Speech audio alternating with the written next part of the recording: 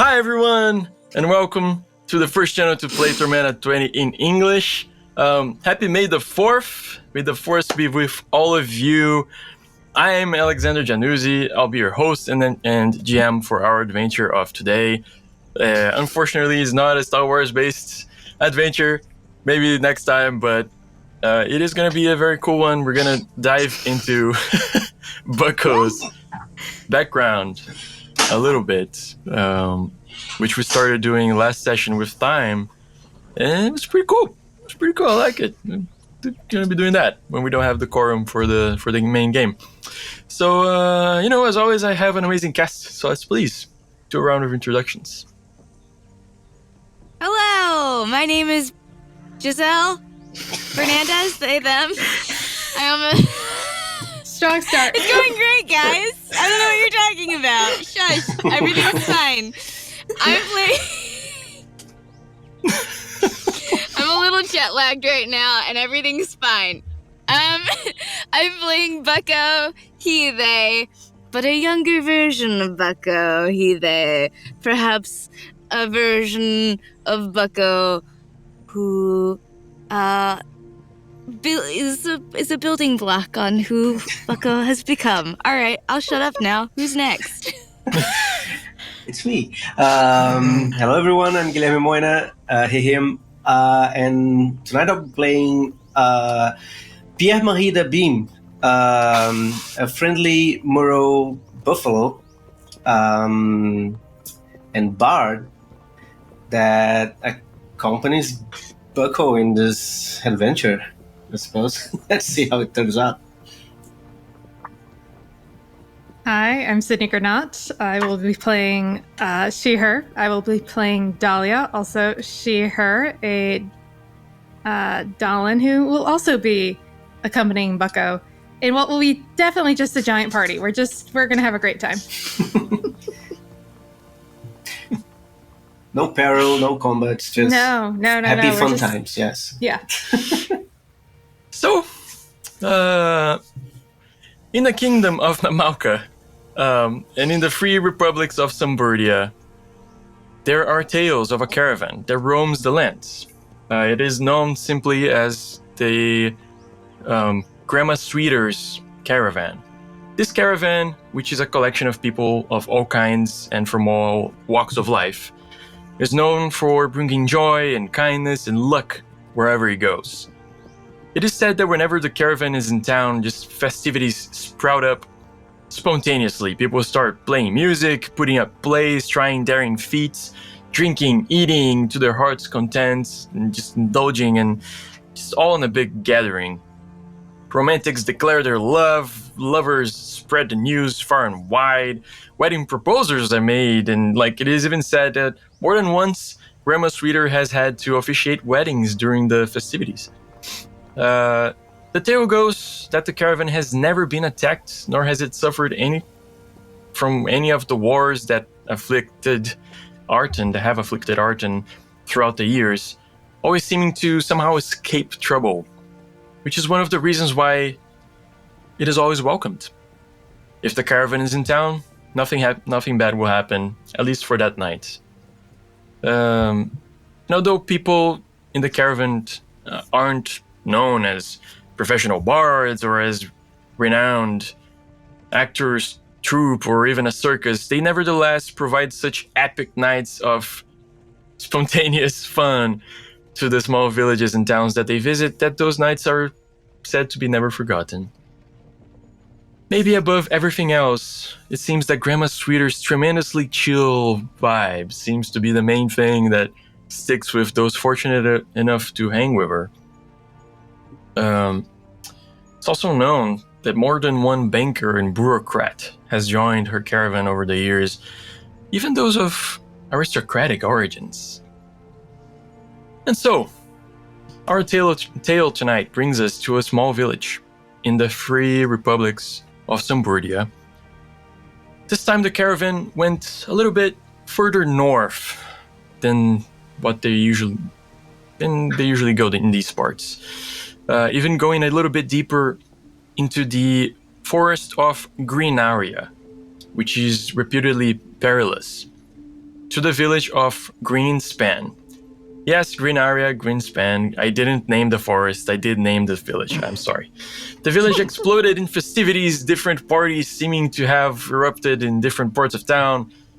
Specifically, tonight, we'll be joining our friends here as they chill or perform in a tavern, the only one in town, the Trusty Boot. This dirt floor tavern is surprisingly big for the location and the size of the village, with a tallish ceiling and a wide common room, which is clearly frequently used. Apparently, adventurers come here pretty often, and tonight the Trusty Boot seems to be particularly rowdy. So, Mr. Pierre Marie, where are you in this tavern? What are you doing? I think, like, what is the general, disposition of the people here? Everybody's like down to party. Yeah. Oh yeah, I would be beating on my drums, like doing a whole performance with it, and just not singing, just feeling the vibes and doing the to get people kind of in the mood. Nice to see people grooving and like drinking, and like you see that some of the games people are playing, they without even realizing it, start playing it to the rhythm of the drums. People start dancing spontaneously. Describe for us a little bit too, with Mr. I'm gonna have to read it again. Pierre Marie. Pierre Marie is the largest guy in the room, probably. Like, I have no idea how to turn this into feet and inches, but 2 meters for those, from the rest of the world. And he's burly in a sense that he's kind of has this cheerful disposition. But when someone looks kind of soft, but if you kind of poke him, they're like a brick wall. He's kind of like that. He's all soft and cuddly on the outside, but there are layers. Okay. He is, like I said, Molero Buffalo. He's kind of like a beastman with a buffalo heritage, and big strong arms. Maybe not as strong as Bucko, I don't think, but still pretty beefy. Just all around cheerful and nice to have around, I think. Very awesome. Dahlia. Huge drum, by the way. Huge drum he's beating. Yeah. With his bare hands. Dahlia, where are you in this tavern right now? I think she's probably playing, just joining in on one of the games. She doesn't necessarily know how to play, but she's more there to, like, chat with people and just have a good time. Tell us a little bit more of Dahlia. She grew up in an aristocratic house, but basically when the caravan came to town one time and she was allowed to go, she had the best day of her life and went, well, I can either let them leave and just, it's a good day, or I can follow them. So she did what a lot of people do, which is she followed them. She was trained in a lot of the proper etiquette, and this is how you look, and this a lot of look pretty and be quiet was a lot of her upbringing. So that's a lot of what she's probably bringing into the caravan. Is just like, well, I'm a very talented fencer, and I can learn things really well. So one of the things she's been teaching herself is how to juggle her daggers, but. For the moment, she's just like, where do you want me? Where can I be the most helpful? Cool. And of course, Bucko. where would Bucko be in this rowdy tavern? People are drinking, dancing, playing games, just like cheering, beers, ales going everywhere. I think Bucko is kind of on the outskirts a little bit. Weirdly enough, he's kind of right now used to just sort of like watching people and just keen on like, he knows he's the strong guy in the room, and that if it came down to it, not that it usually does, but he would be the person to protect the people and the joy and all of the revelry. And so he's just sort of like aware of that and just kind of sitting back and just sort of watching, because we've just come to a new place and generally people are like excited to see us, but there's, you know, there's always the dissenters every now and again. And yeah, so he's not joining. He's still got like a tankard of ale, but he's just sort of sipping on it and just sort of watching, hanging out. Sort of a corner of the bar where you can sort of see the doorway and also everyone. Yeah. You see coming into the tavern comes Uncle Anik, who's a Korean, an older gentleman that hangs with the caravan and helps a lot with like the organization, and people look to a lot for the like organization and operations of the caravan. Even if you guys don't really have official leaders, he's kind of one of them. And he's like, has like slightly blue skin, dark blue hair, dark blue eyes. Like the type of dark blue hair that at night you barely don't see that it's blue, you think it's black. And he comes up, he has these like very festive clothes, very bright, like multicolored clothes. He comes over, jumps on top of a table, does a little bit of a maestro, like, and Yeah, stop I do a to you. drum roll when I see him like climbing, and Yeah. when he stops, I just. And like with the surprise of the music stopping, everybody kind of looks around and stops and tries to see what's going on. And he starts saying, "Friends and family, tonight we share our luck with you. Please rest, make merry, indulge, seek what your heart fancies, always with consent, of course." And then like people laugh here and there. You guys see one particularly big female orc just goes like laughing to the side. And he finishes, "Together let's make tonight a night to be remembered. Cheers!" And everybody's, "Yeah, cheers!" And then he makes a gesture for you to like, "Yeah, keep going. He jumps off, like people are even more excited. And you see that this big female orc like starts saying something to this small elf guy. And he just says something to her, like, you guys can't quite hear it. Like, gets pissed off. She's pretty drunk, and she looks pissed off immediately, grabs him, and throws him on the balcony. You guys have this, like, slow motion moment where he's going, like, "Whoa!"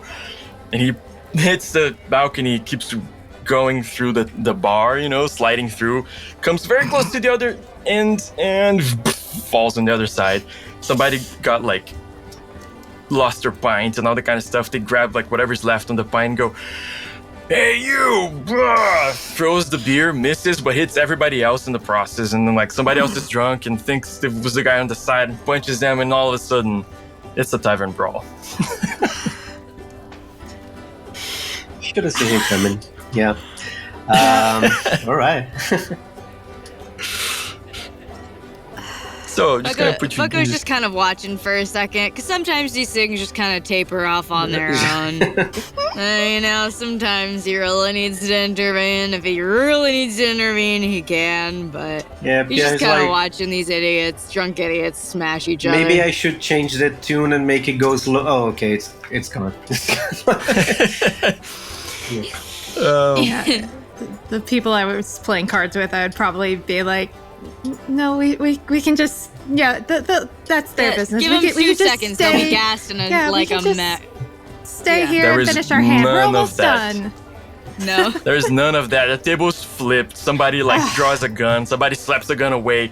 This is a tavern brawl. You guys have seen tavern brawls before. It's not uncommon, although you never tell about it. And it's known to be a thing that nobody dies usually in a tavern brawl. No killing. But it's a brawl. You gotta be on your feet. So here's how this is gonna work. Everybody's in it.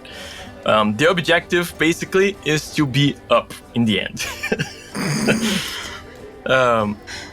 Every round, you guys are gonna take a little bit of damage in the chaos, unless you do something about it. It's gonna go on for an X amount of rounds, which I rolled previously. You're not sure about. You guys can try whatever you want to try. There's some actions that are the standard actions. You can fight the person nearest you, and maybe you won't take damage next turn. You can try to break it up. You can pickpocket people. If you're trying to cast spells, it's considered a poor conditions, so you're gonna have to roll will to cast. And yeah, you can try to hide. You can try to do anything you decide. But we're gonna get started on this tavern brawl here. Do we need to roll initiative? I'm gonna put you guys in the initiative order, but we don't really need it. It's just more for me to keep track of the turns. Mm-hmm.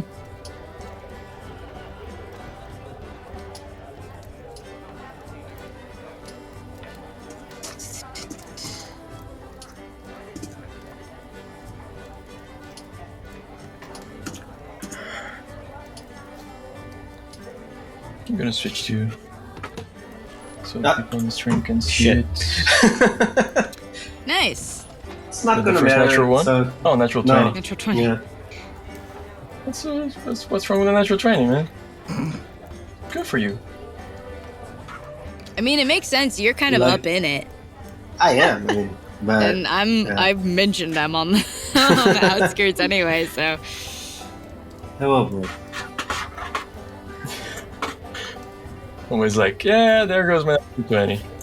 Yeah. That's fair. Lucky's laughing somewhere.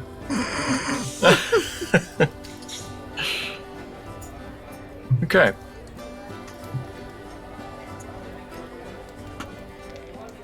All right. Come on. Okay. Guess I'll go So- first then. Yes. All right. At the top of the round, it's chaos erupts. Things start getting thrown. A chair comes your way. Somebody throws a punch. You didn't even see anybody. There wasn't anybody behind you a moment ago. Everybody takes. Just to start, everybody takes 7 damage. What? I don't even have that much Yes. HP. What are you doing? Okay. And you can look at any of your rolls, anything that you want to try and do, whatever you have an explanation for, you can roll. So I guess someone just came up and just smashed a bottle on my head or something. Sure. Without without stopping my play, I would like to use the guy's head to keep drumming on the drum in rhythm. Sure. So I would like to make a performance Yeah. check.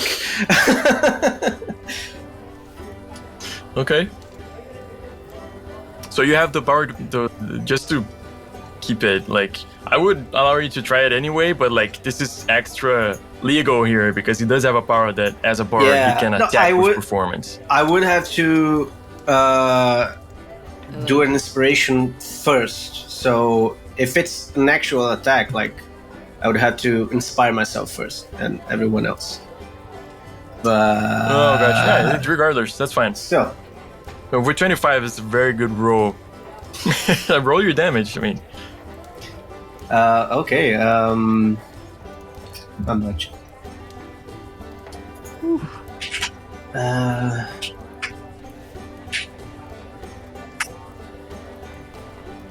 seven. Like 7 damage. proportional to what he did to me, I suppose.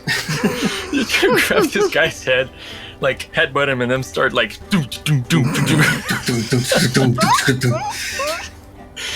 Cool. Next round, you don't take damage. Awesome.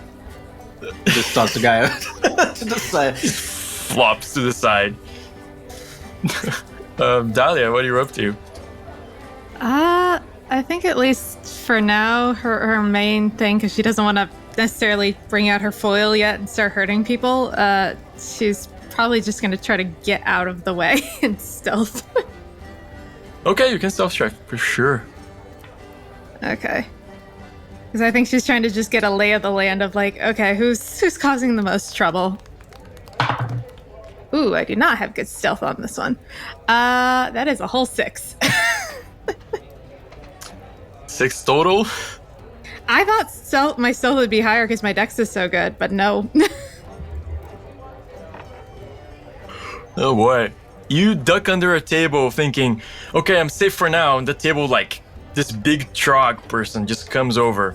Like this, like, crocodile-looking person comes, grabs the table, and it's one of those that, like, they used the trunk of the tree and, you know, inserted it on the ground, so it's not going anywhere, but they nailed the top to those trunks. He grabs it, like his muscles bulge, and he removes the top of the table and just throws it across the room, and all of a sudden you're like right there. You're still in the middle of it for next turn. Bucko, you just see this top of this table just fly over and like miss Pierre-Marie, but not too much, and hit the wall. I think, who seems to be like the main, is there like a main instigator here, or is everyone just chaotic? There's 3 people that seem to be, give me a perception check really quick, just one's for free.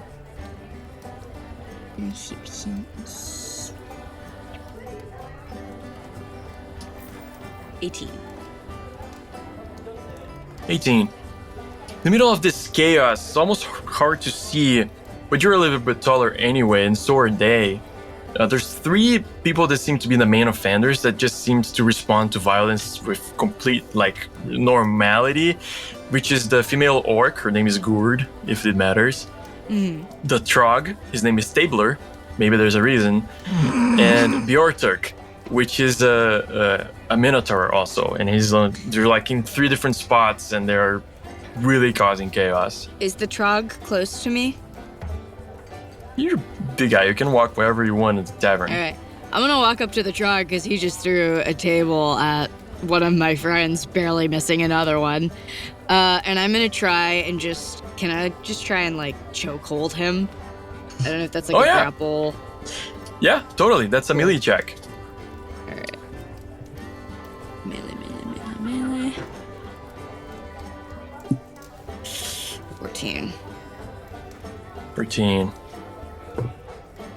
So he is a little drunk, and he was like kind of looking down at Dahlia, like screaming in her face, King Rule style, and you just come from behind. Yeah, maybe not. And grab him easily.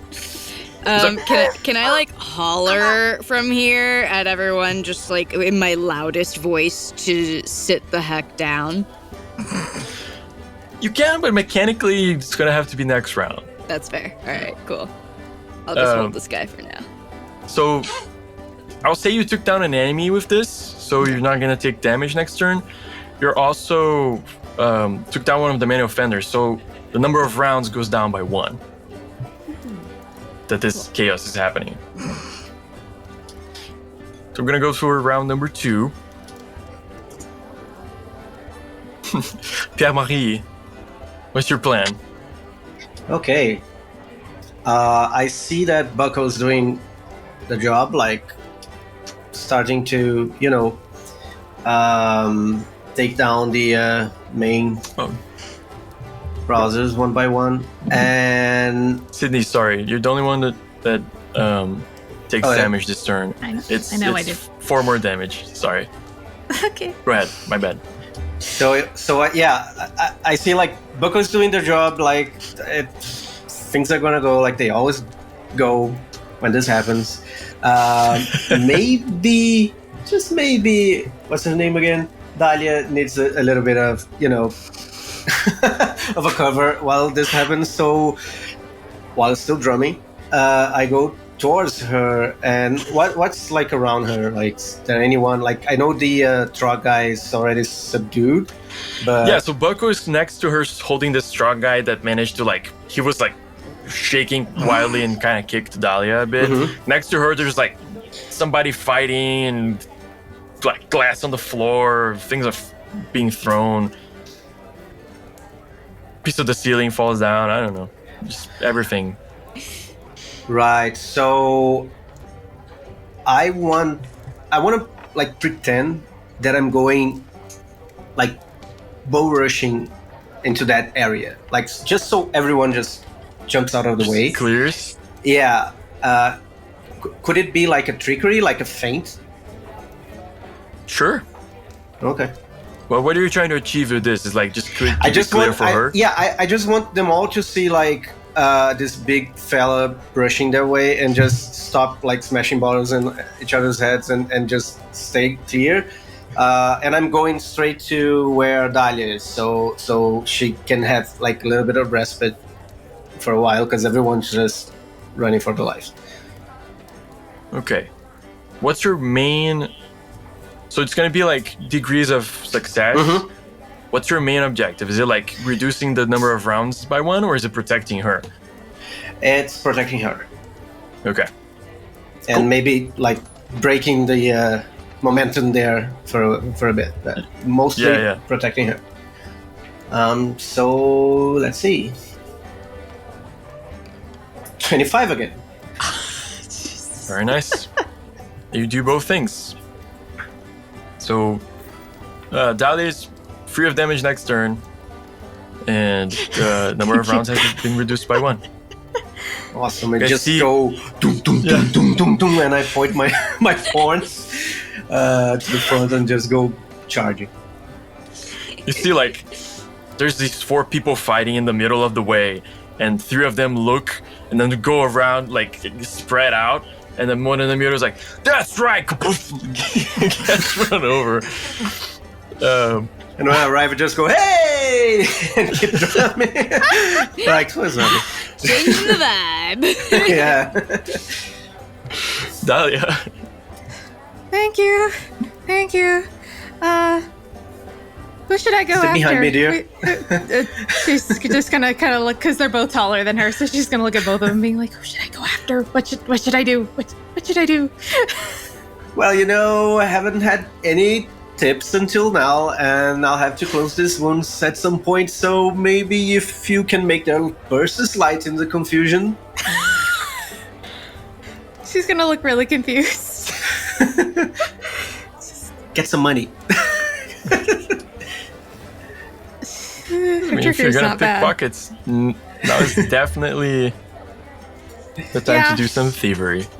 She'll try for it. She'll try her hand. She's not the best at it. Ooh, but I rolled a 19, so that's 23. 23 does it. Wow. Very nice. Cool. Roll 2d8.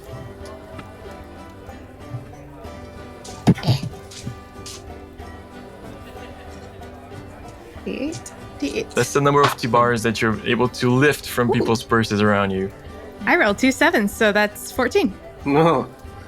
Nice. Oh yeah. All right. Already paid for the night. Bucko, the guy is already kind of limp in your arms. What are you up to? I'm just gonna kind of pat him on the head and then use my outdoor voice to holler at everyone to sit the heck down. Okay. I think that's... Yeah, it can be diplomacy, intimidation, whichever you prefer. Both the same. I'll go intimidation. 20. Whoa. Very nice. Bucko just stands there. like holding a guy in a chokehold off to the side who's like half unconscious. Everybody, sit down. See, half of the people just go, "Whoa, boy!" Just kind of stop and just kind of start walking towards the wall, like, I don't want any part of this. I wasn't doing anything. As they like just threw a can or something. You see, this is definitely dying down, but still going on. Third round. It's 5 damage to Bucko and Pierre-Marie. Pierre-Marie. 5. Did you say 5? 5. Okay.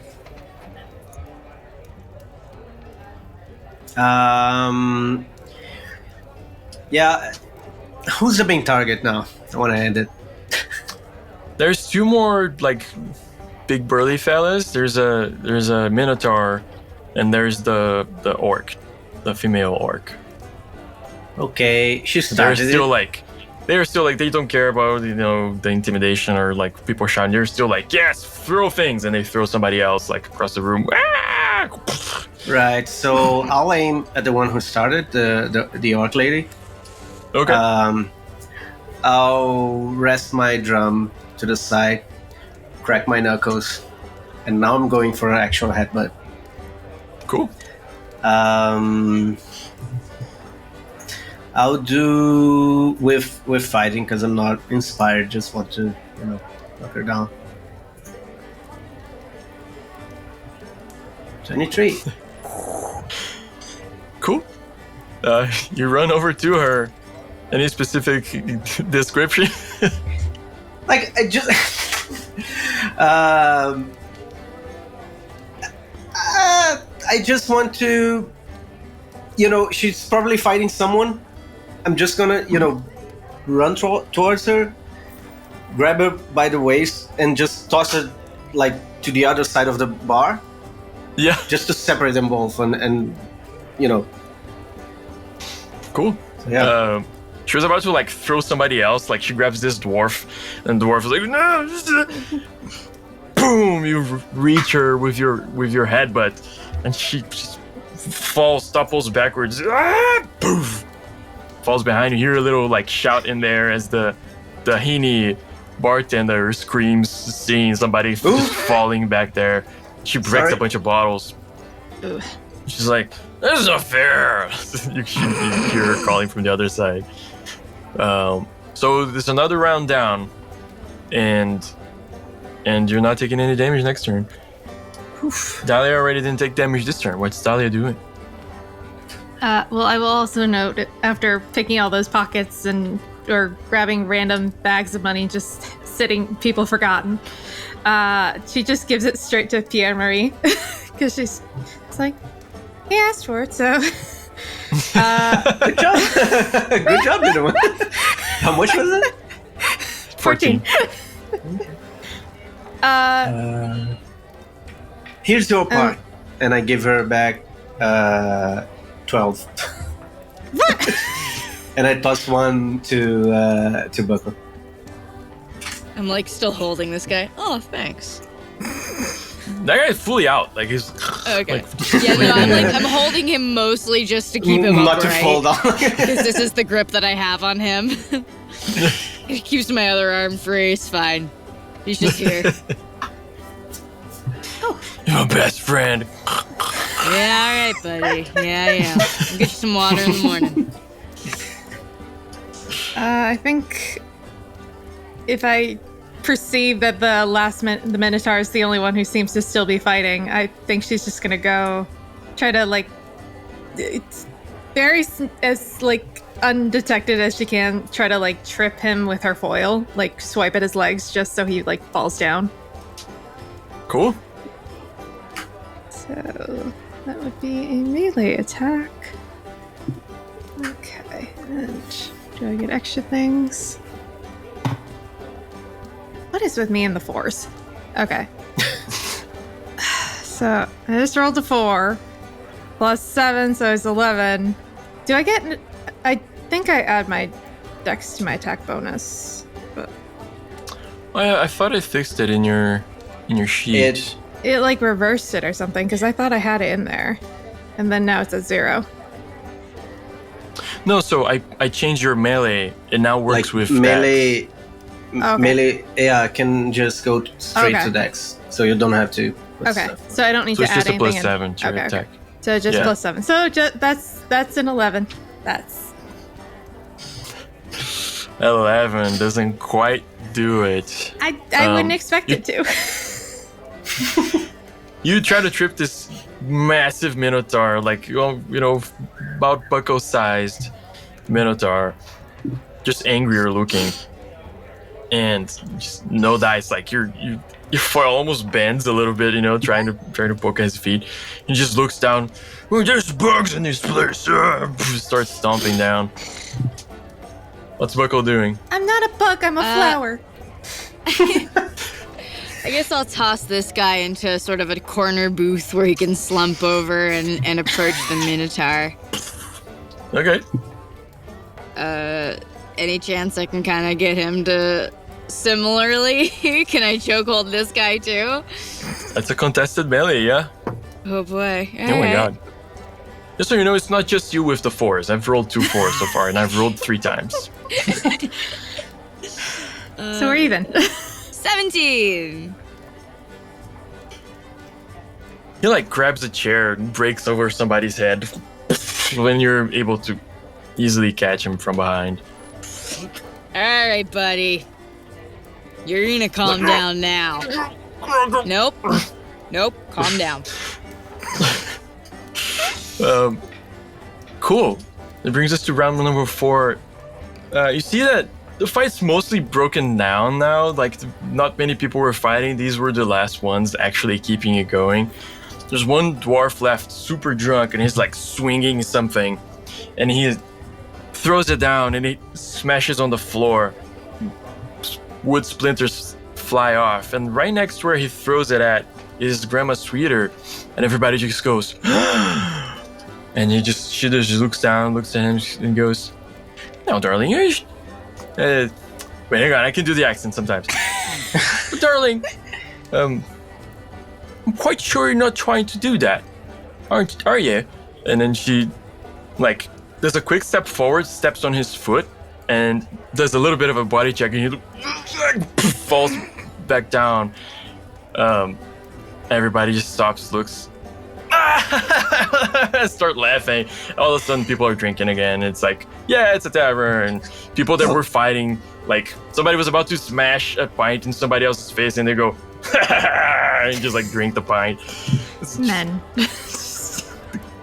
The chaos just suddenly shifts to festivities again. The orc that started the fight is now hugging the elf, and they're drinking together. I'm still actually holding on to this Minotaur guy until he passes out because Bucko's I have a great idea for a prank. And you see, this is younger Bucko. As he's fighting, he's "I'm gonna throw it through the walls. You're my best friend." Oh yeah, we're just gonna date. What's your name again? Okay. Totally out. Cool. All right. Yeah, it's just a quick Torvin brawl, just to start the day. For sure. I'm half HP.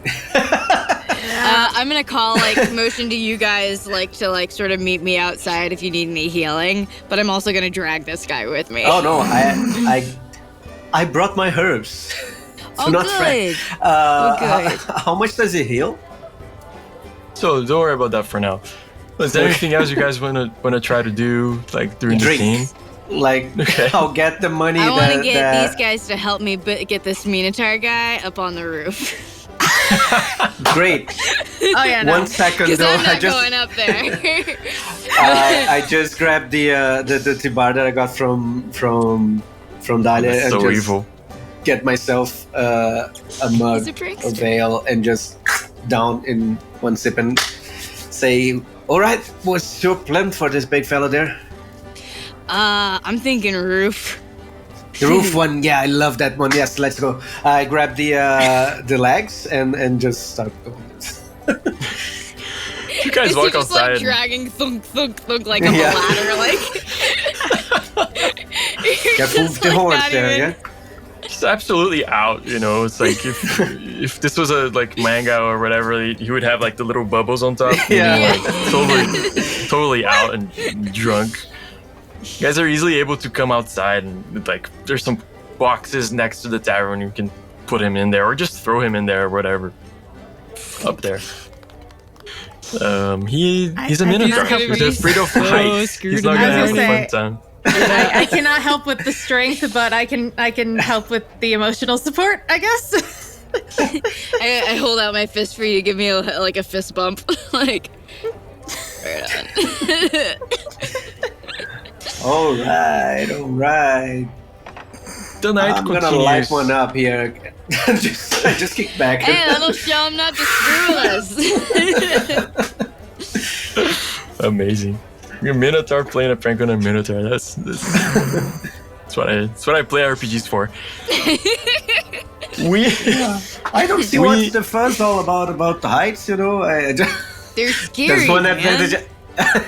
There's one What are you advantage not talking being a about? They're Minotaur. scary. Oh, they're great. Look. That's what the fuss is. It's terrifying. No, it's fine. You stay back there. I appreciate And let's go back. You guys walk around the village, and there's like a play being performed. That you guys have these benches that you put out sometimes, and of course, you know the tavern had some that they took, and people were putting up play, and we were just having fun everywhere. Grandma Streeter just seems to go around and like visit everybody during the night, and it's just amazing. All of you are gonna recover 3 times your level this night for MP and for HP, which I'm pretty sure will suffice to get everybody topped up. 3 times my level? Like if you spend mana for healing Yeah, and I all was that gonna kind of say. stuff, I'm sure everybody's Oh. gonna be topped up. It's roughly. Oh yeah, that's true. Yeah, if somebody does any healing, how- then yeah, I'm there. How much does the thingy, the Healing bomb? herbs. Oh, the healing. Yeah, herbs. the 2d4. no, the item, 2d4. not your 2d4. Okay. And we get 9, right? You get 9 mana and HP back, yeah. Yeah, mana. I'm not That's what I'm nowhere saying, near. like with Oh, with Yeah, one heal I'll from be Bucko, too you're close. back. Points to. No, don't even. I mean, you can spend and just get it back, right? Yeah, Yeah. that's what I mean. Oh, That's the so point. okay. So yeah. So when you sleep in Tormenta, for those who don't know, you get by default your level back in mana and HP. Some circumstances might change that to 2 times or 3 times your level. This is one of those circumstances. when it's really comfortable and stuff. It's just maybe the cot that you slept in isn't that comfortable, but just tonight it is, you know? Not just for you, but for everybody, the town and everything. You guys Right. wake up the next day. Maybe some of you are a little bit hungover, maybe not, but somehow extremely refreshed from another night of just surprisingly nice shenanigans and good times. It's not always like this, of course. You guys sometimes spend months traveling before you hit a village. And you're able to mostly forage for the things you need. But some things you can't make. Not on the road. So you gotta buy.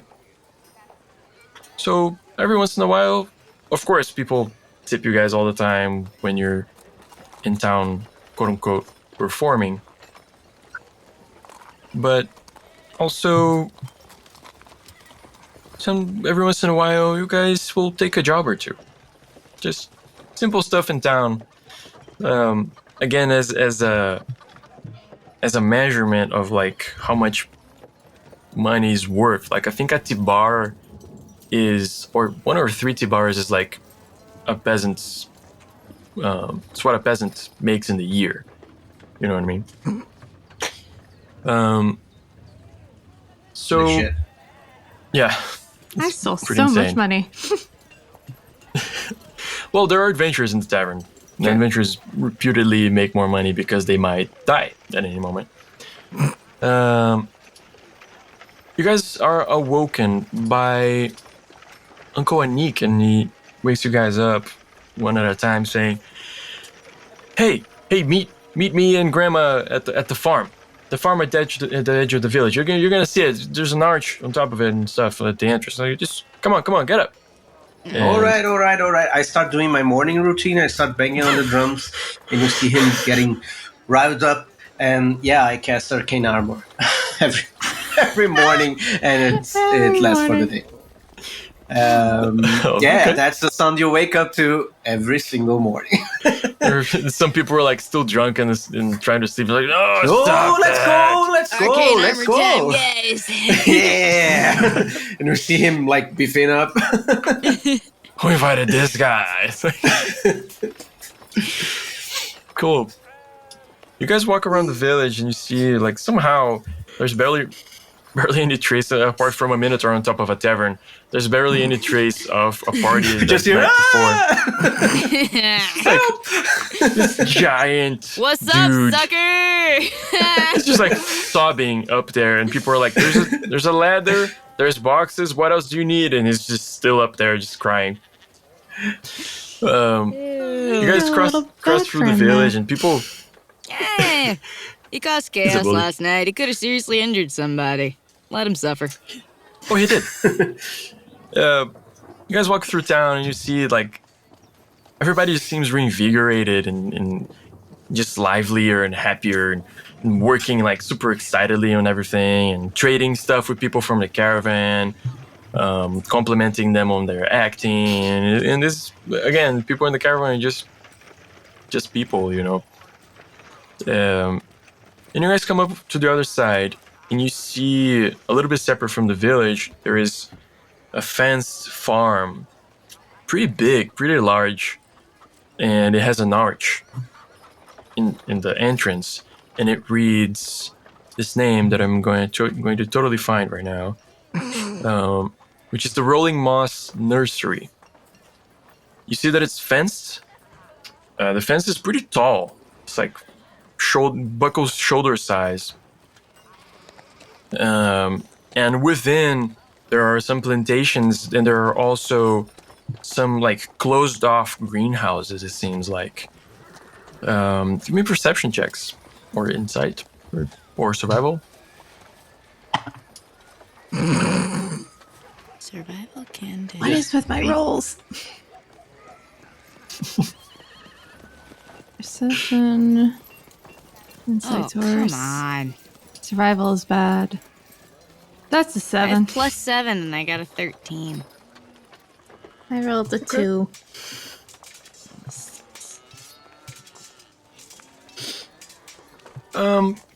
For a 13, you know, I think the other two just think it's a, you know, houses or just granaries or something like that, you know, silos. But I think it hits Bucko as a little weird. There's no windows, there's nothing, and like they kind of remind you of greenhouses you've seen in the past, but they look reinforced and just looks weird to you. Coming to meet you guys outside is Grandma Sweeter and a Dallin lady. You see, as she approaches, she has, farmer's clothes, a little bit of an apron, super dirty. She has green hair, a little bit greenish skin. And in her hair, you see it moves a bit. Like it has almost like these little vines that are growing from her head, and they move around, almost reminding you almost of a Medusa. But upon approaching her, you see they're just vines. Dalans are known to sometimes start growing plants on their hair or sometimes other parts of the body. when they like live with those plants a lot. So in End of Times, for example, all the Dalins had like, you know, the stuff in her hair, and one of the Dalins had Akbold in her hair. And yeah, they come over to you from a streeter, this sweet old lady that everybody just always says she's always been old, but is surprisingly spry and like energetic. And she comes to you guys and says, "Hey guys, so this is Linnell. She's a farmer here in this village, and she's known throughout the kingdom in the because she has this amazing plant nursery, and she nurses exotic plants." Imagine all of that with an Irish accent. I forgot. Sorry.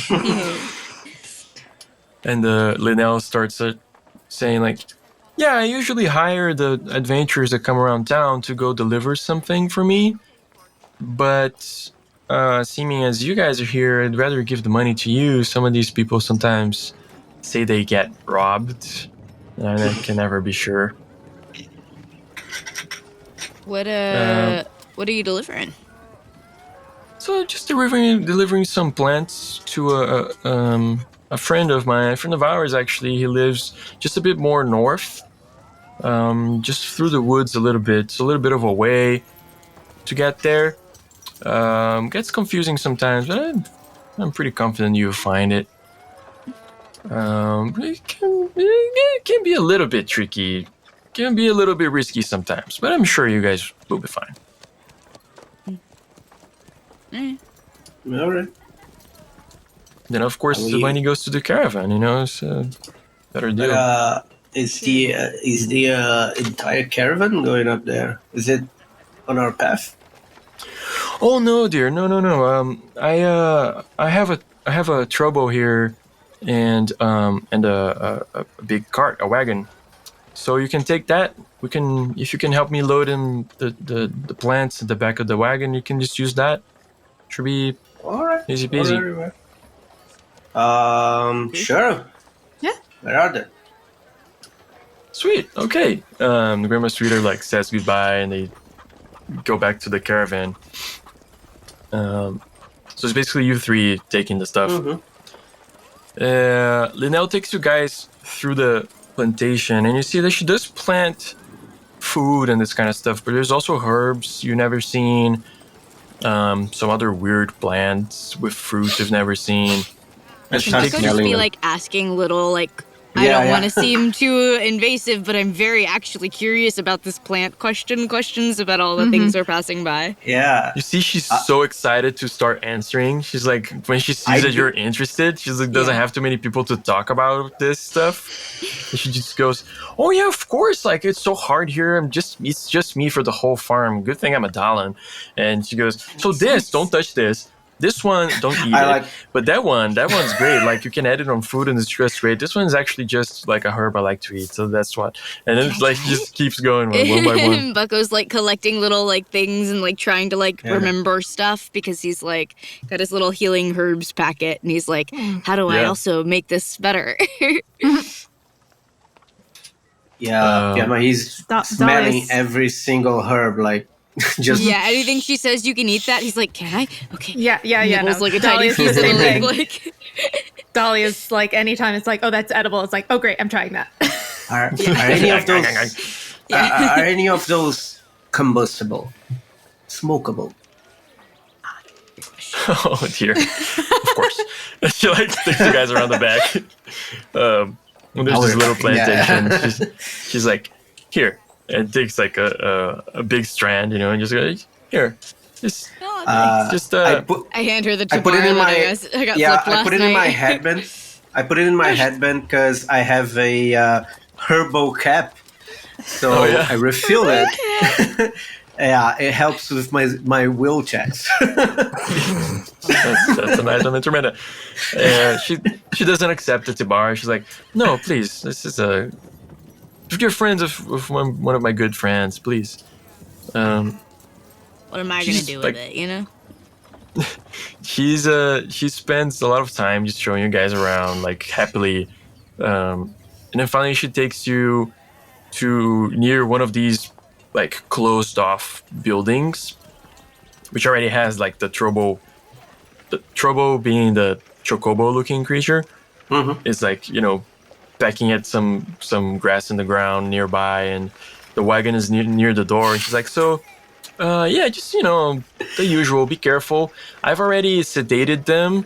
I'm gonna give you guys some doses of the sedative just in case, but it should be an easy ride. And she opens the door, and inside it's quite a lot of noise. You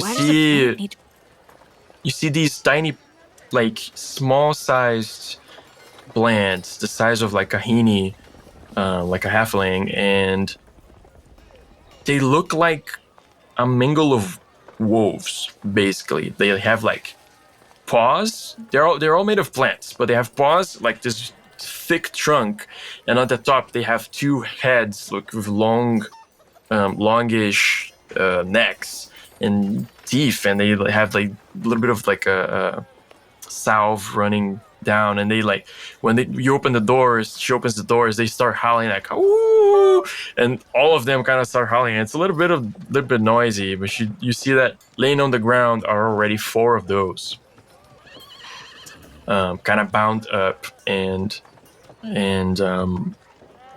asleep basically, and they're like they're small sized, meaning they're pretty heavy. She's like, hey, if you don't mind helping me putting them on the wagon. Yeah, sure. So these are what are called pack trees. She tells you guys, like when they're fully grown, they're extremely dangerous and have 6 heads and are very fast. Who But these are orders babies. this kind of plant? Just Well, if they're dangerous. No, sorry, Yeah, what was well- the question? Oh, who orders this kind of plant? yeah. That's the same thing I wanted to know. Like, why, growing them, Or is there a benefit to growing them raising them? that I mean, outweighs the dangerous? It is a dangerous endeavor, yes. I think it's one of the reasons that Grandpa Weiser lives in the middle of the forest. I'm sure he has his reasons. I'm not sure. I don't think this is the main subject of his. I know he experiments a little bit, not anything untoward as far as I'm aware, or I wouldn't send him these plants. They're so pretty, and then she like pets one of the things, and the thing's like this monstrous kind of plant. are they like Or guard dogs, but plants? It's maybe. I think they could be. It's what I am assuming he's doing with them. Right. Makes sense. Right. All right, but then. here, and then she like stops a couple from running outside, and she, as you guys put them the 4 on the wagon. What's that, Dahlia? Oh, she's definitely going to try to pet one of them. Heh. Give me animal handling. I don't know if I'm good at this.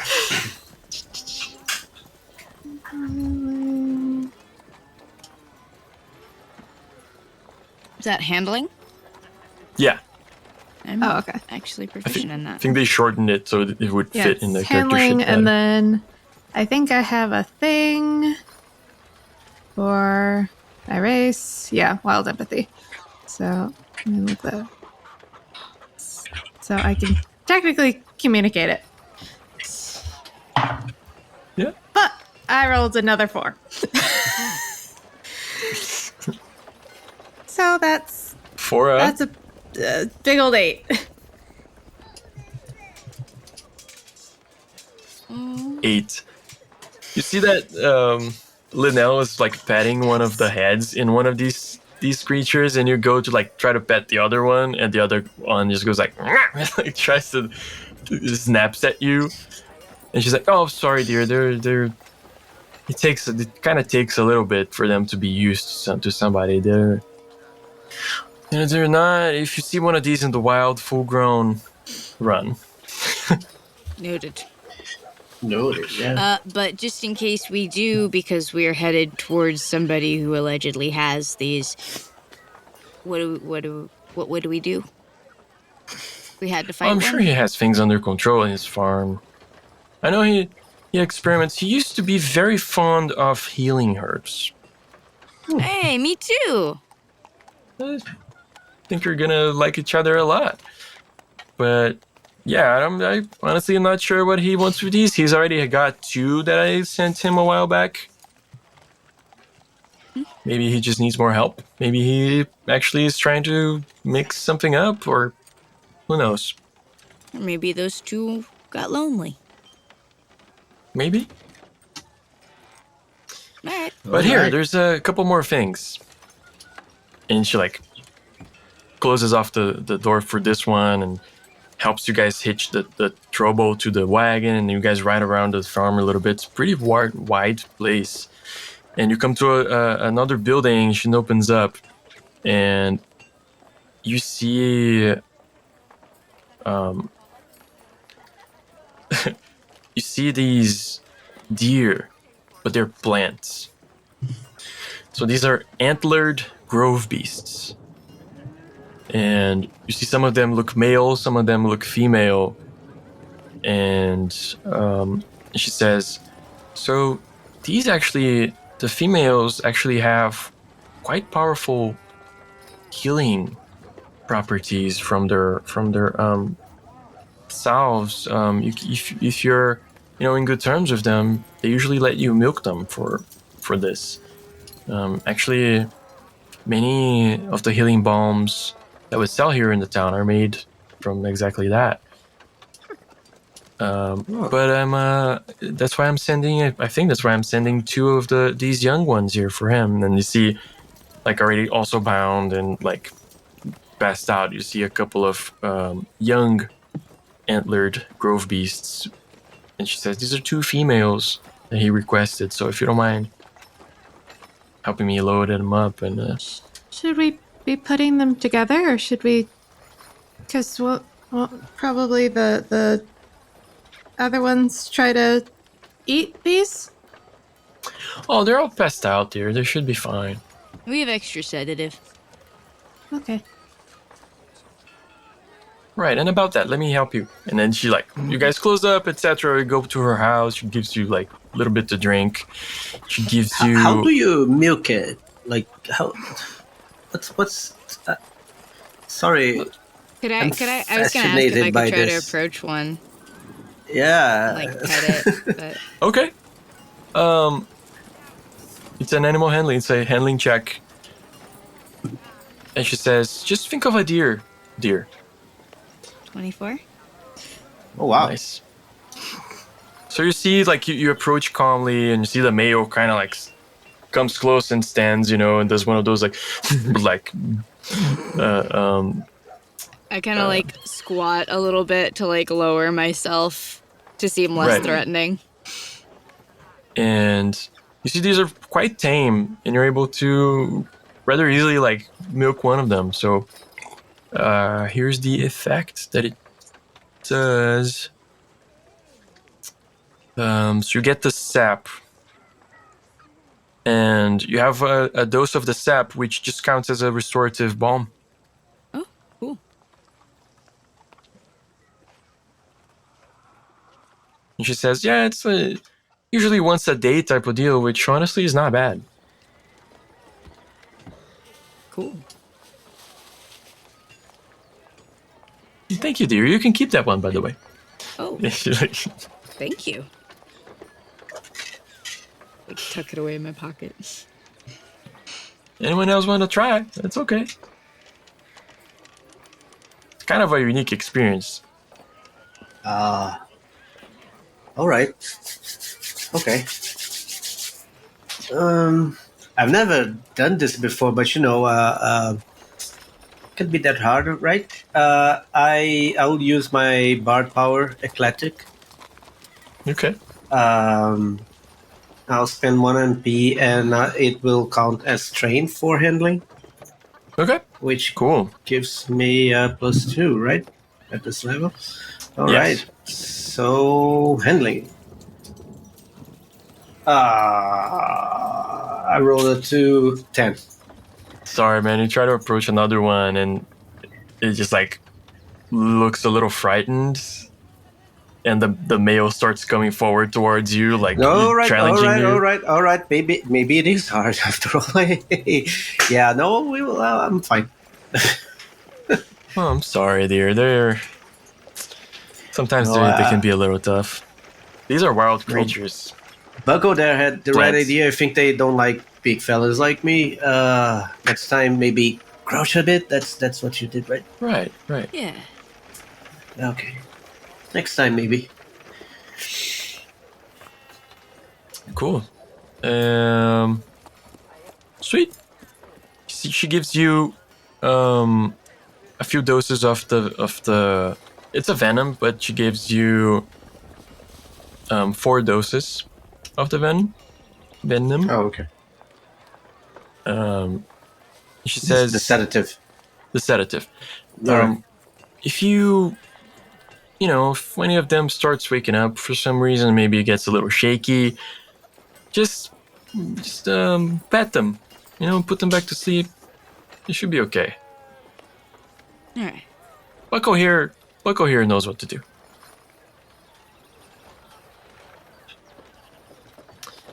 All right. So, directions. Oh yes, of course.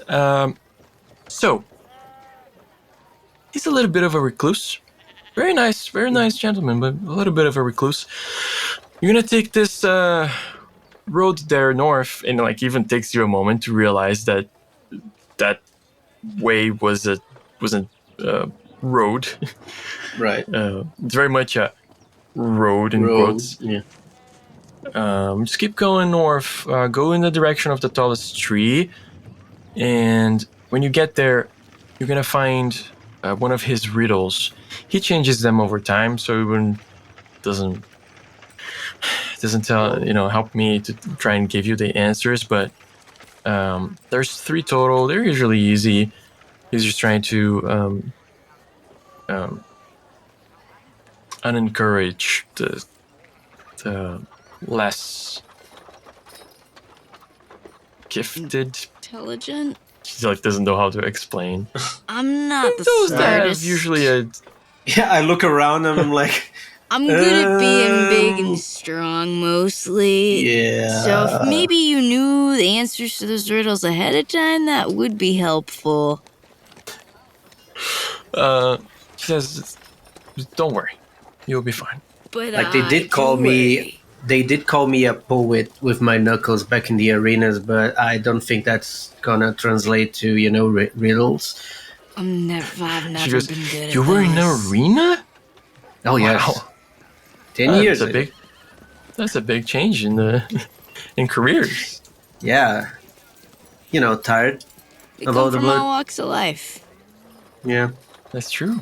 Wow, she always I surprises me. say that with like a gash in my forehead from the last night. Yeah.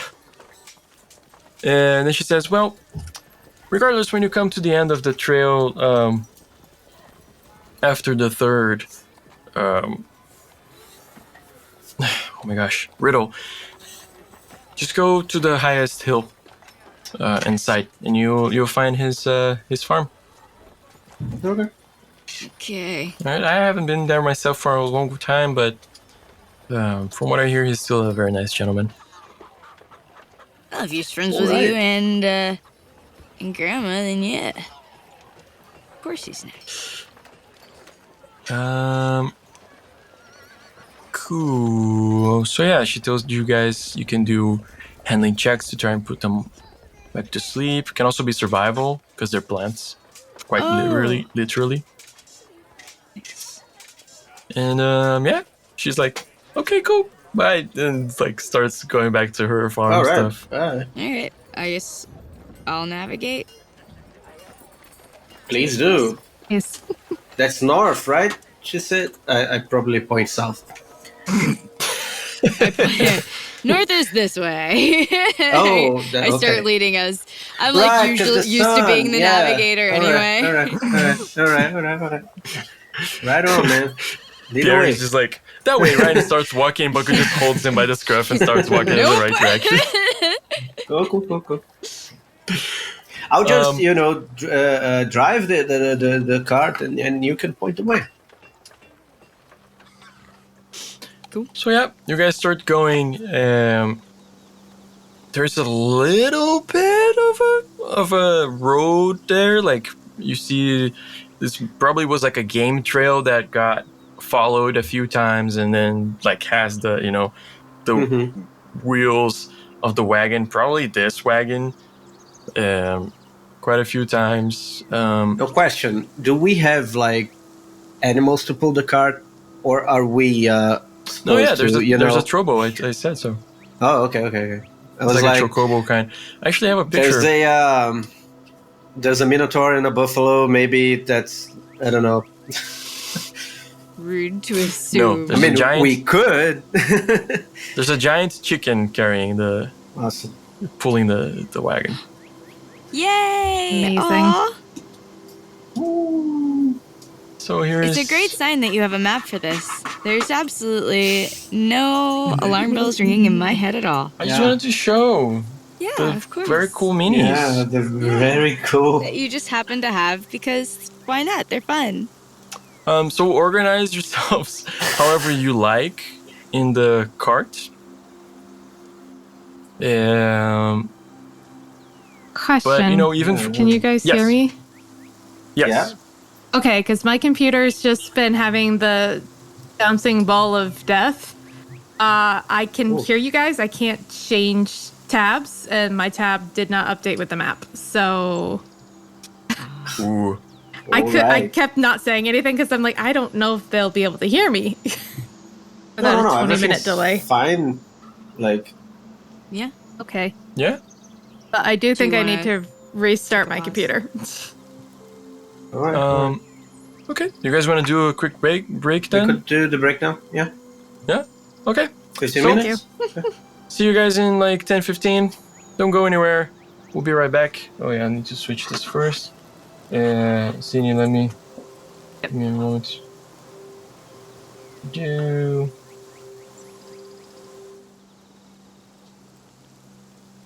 And we're back.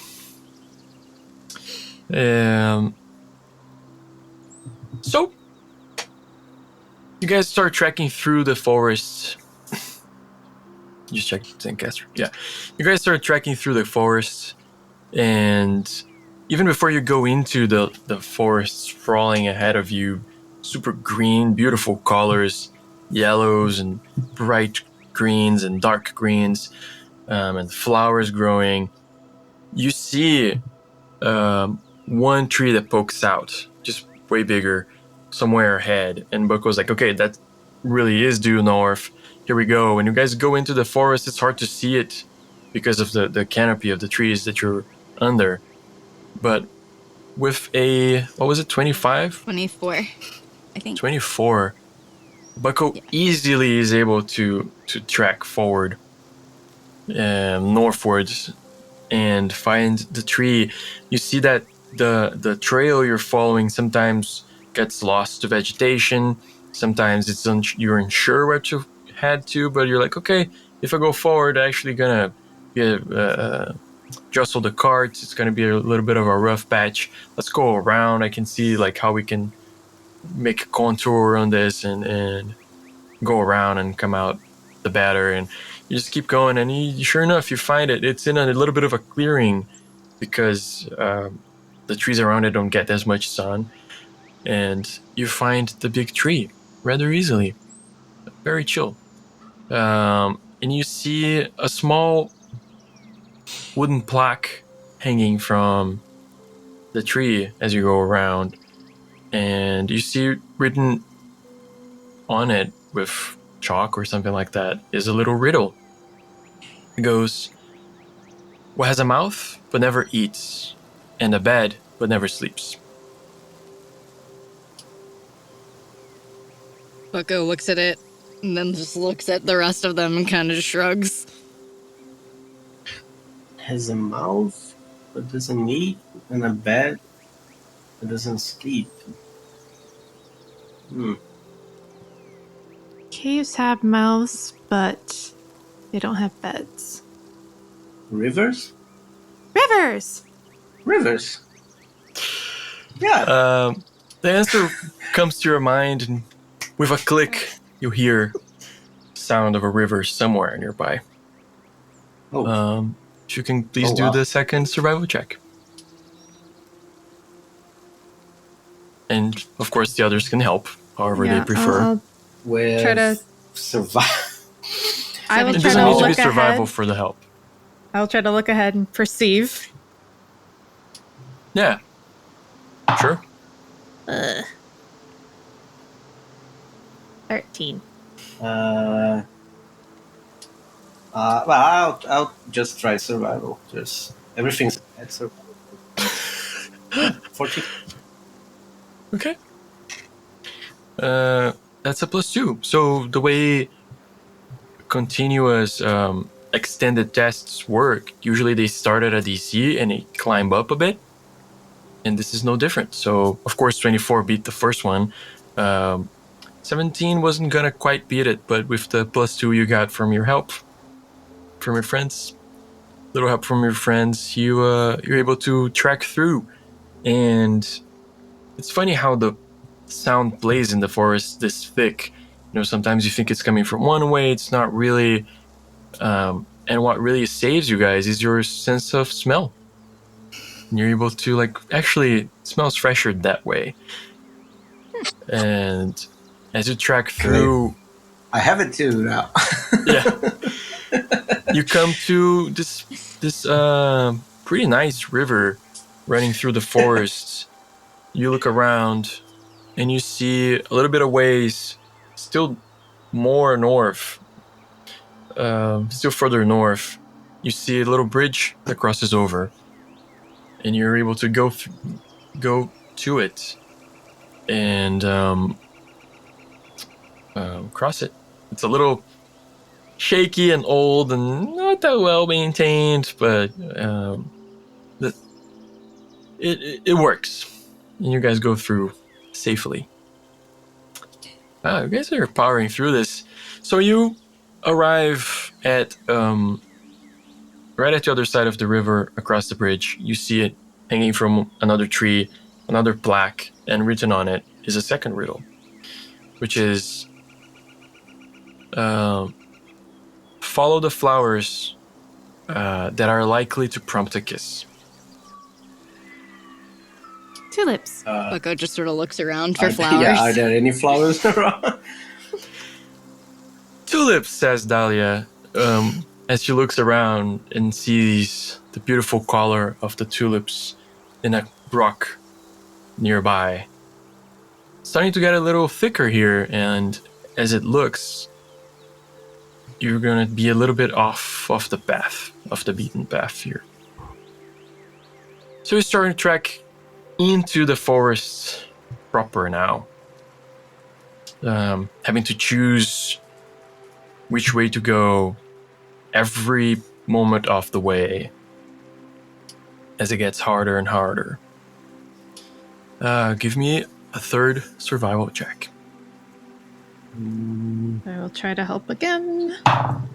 Yeah, I'll try with perception this time. I think it's a little bit higher. I will also perceive. Cool. But I rolled like shit, so 13. 21 survival. Oh, yeah. 17. Very nice.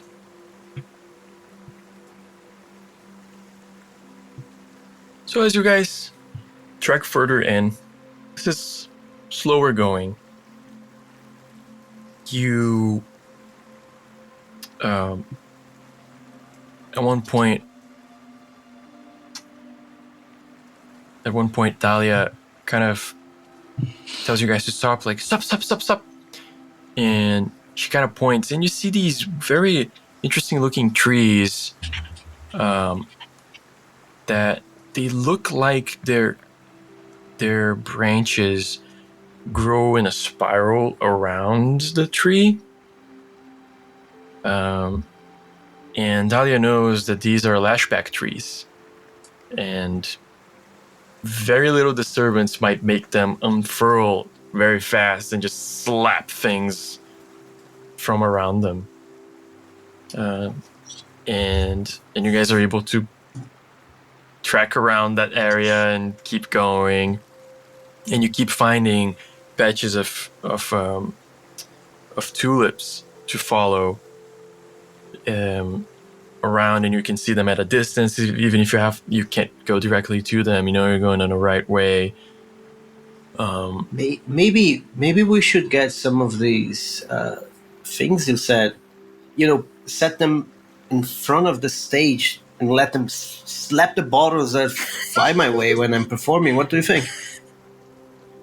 I think we need to get it as a sapling. I don't know if we can get any of these trees as they are. We'd have, it would hurt the roots and it would be really bad for it. Are they trainable, or is that maybe the farmer can help us when we get back? Maybe she knows how to those grow. things where you gotta feed it really well afterwards, like a Venus flytrap. You can't trigger it too much, or it'll die. We would, we can take care of her. I mean, we could give her some beer and. I don't know if beer would be good for it. Beer isn't usually good for me. Whatever they drink. Yeah. Oh, we could try something. I mean, I think it's going to be useful. Just saying that. No, I think they'd be very, very fun to see. We can't get them as they are maybe now. I can teach them to, slap around in rhythm with my, Or they could just dance for you. There's something there. Let's workshop it. Yeah. Yeah. You keep tracking forward. Bucko, at a certain point, just naturally starts diverting from a patch of trees he knows have very hard fruit that just have a tendency to fall on people. And for something as heavy and hard, it's surprisingly detachable from the branches. So any disturbance, like the slightest sounds or winds or rumbling, can cause them to fall. And Bucko just nope. Starts tracking the other way. Durians. Don't need that. Yeah. I lost a cousin to one of those. Yeah. Condolences. My uncle Jarbin. Yeah. Just there on the pasture. And on a tree surrounded by a bed of tulips, you find the third plaque with one more riddle. And that says, I run around the field, not going inside or out, or even moving.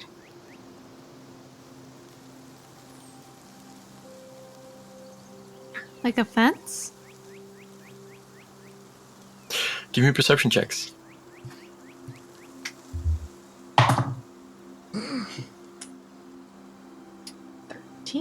19. 24.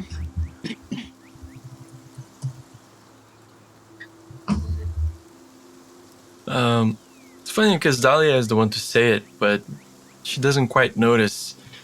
There is a fence of just rough cut wood a ways away.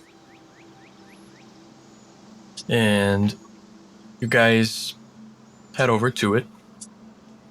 And when you get there, you don't see an entrance. You just see it keep going in a large arc around some trees. You don't see any real difference between one side or the other.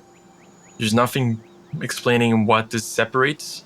There's just a small fence, like maybe just above hip sized. And it kind of blocks your way. It did say it runs around it. Should we just, circle it and follow it? Yeah. But which side? It goes both ways. Pick one. It goes in a circle, presumably. Yeah. All right. 6 to 1, half a dozen the other. Yeah. So I toss it to Bar. Left. All right, left it is. Okay, cool. You guys follow the fence. It takes a while to reach the end of it. And you come back to the river. And it ends at the river, and you don't find an opening. Shit. Well, that was the first riddle, right? River? Yeah. Mouth of a river? Maybe we go in through the river? Or maybe we circle back and go to, Yeah. the other maybe. way. Which one? Is that? I don't want to try to navigate the carts with everything in the back. Just there's that. through And the I don't want to water. rely on one of my guesses, so... Because I said fence, but I might have been wrong. It might just. Well, you said fence, and then we saw a fence. Didn't happen in the other order. Yeah. Well, let's try the other way. And I don't know, if we hit a dead end, we just think what to do, right? Yeah. Sounds good. You guys spend some more pretty good. time going all the way back in this very long fence and then all the way to the other side, and you end up at the river again. So basically it ends at the river, and you don't see an entrance. You can give me perception checks, though. Oh, that's a natural 20. Oh, wow. Okay. Nice. I rolled a 19. Nice. Well, any of those rolls would have done it, but with a natural 20. Just tracking through and looking around and trying to figure out what the heck's going on, and just honestly getting kind of bored going around this fence. You guys are able to see a pretty tall hill that ends on like a cliff at the river. Which she did say he did live in a hill, a pretty tall hill. A ways away within, like, this fence really goes a wide berth around it. But Dahlia is able to see, when you guys get to the other side, again at the river, a little bit of smoke from the top. I pointed out. So you're pretty certain. Oh, I I forgot guess we something. head there. I ate a special food today Okay. that I don't remember what it does. I know it's the health one. It's the Yuvalin, the pasta 5. dish. It's 5 temporary hit points. Cool. I had it, Nice. and I forgot to eat at the beginning of the day. Yeah, could have eaten it at any moment. We've been traveling for a Cool. while. Yeah, I'm just. Yeah, I'm I sure opened a like snacks were Tupperware, had. Yeah, I was like, you're eating food. I pulled out a notebook out of my backpack and I'm sketching like the different things as we're going by. So there's a fence in your way. What do you do? Hop it. We can't do that with a cart. We can lift the cart, right?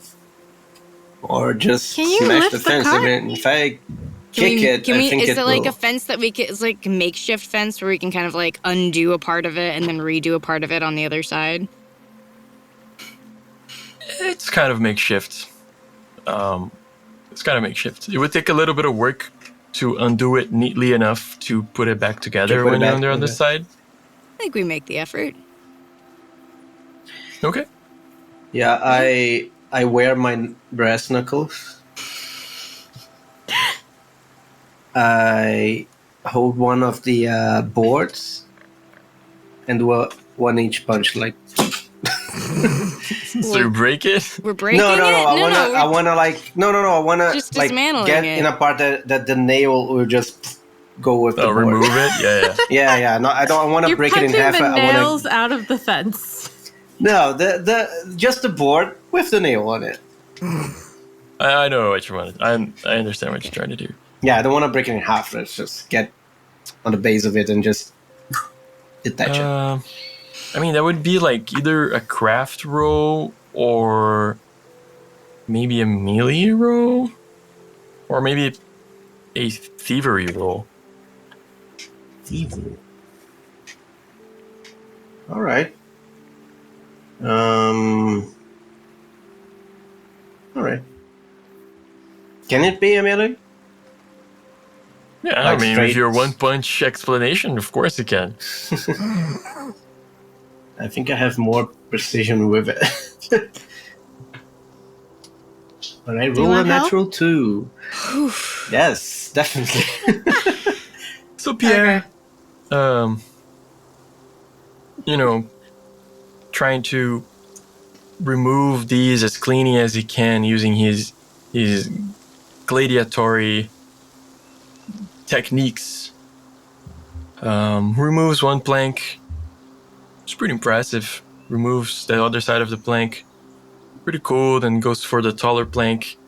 And when he removes it, the plank just swings down and hits the other plank, which hits like the foot of the trouble, and the trouble just jumps a little bit, and then you guys hear in the back of the cart, the couple of the creatures start howling. Who had the I immediately take the venom and hop back to the cart. I'll go Yeah, help Bucko. so you can try handling checks on, Oh, yeah, on them, I'm proficient but in you that. can always use the venom as a like, shut up. can So wait, I can just use the venom and put them down? yeah. So you either But we use have, one of the like, you have 4 4? doses. I have 4 Yeah. doses. You either So I'll Use use the- one of the doses then, I guess. Right? Okay. If the wolf Yeah. ones are waking up. Yeah. cool. Use one of the That- doses. It falls back asleep. Pretty fast. Sorry. Just like Oh, good. falls. Please. The both heads fall back with like the tongues lolling, and it's weird. Like the tongues they're vines, and it's a lot of sap everywhere. They're drooling everywhere. Ugh. We don't have to Um, clean the cart, right? Just leave it out in the rain one day. Give me perception checks.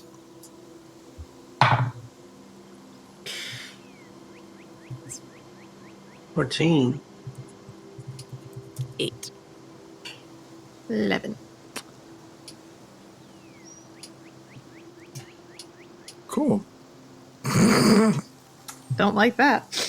You guys get on the wagon. You're able to make a space big enough for the wagon to go, and then like you try to go through it, and you realize you need to remove like yet another plank, and you take the plank, and it just takes a while to get this cleanly.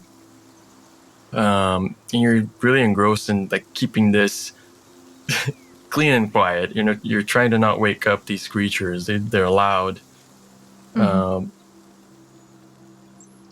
And then you hear an interesting sound.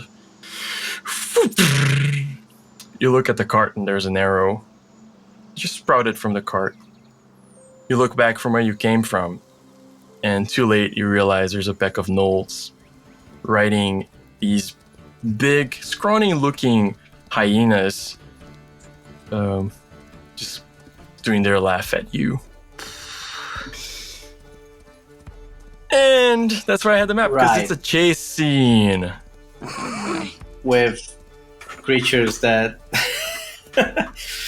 can't wake up. It's basically the howling called in the gnolls. Yeah. Are they riding anything or just running?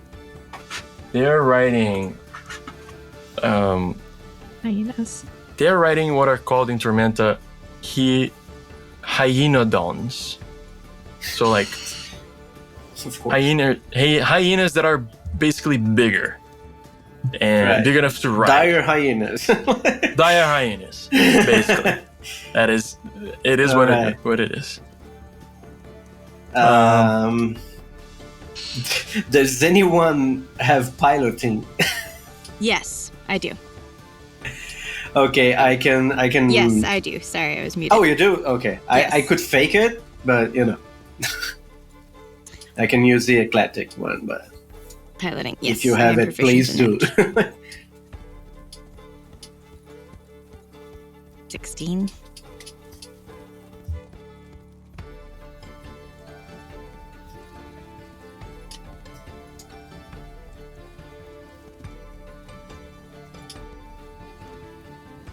Oh wow. So let's go ahead and roll initiative. Ha ha! Sorry, I was loud. Oy.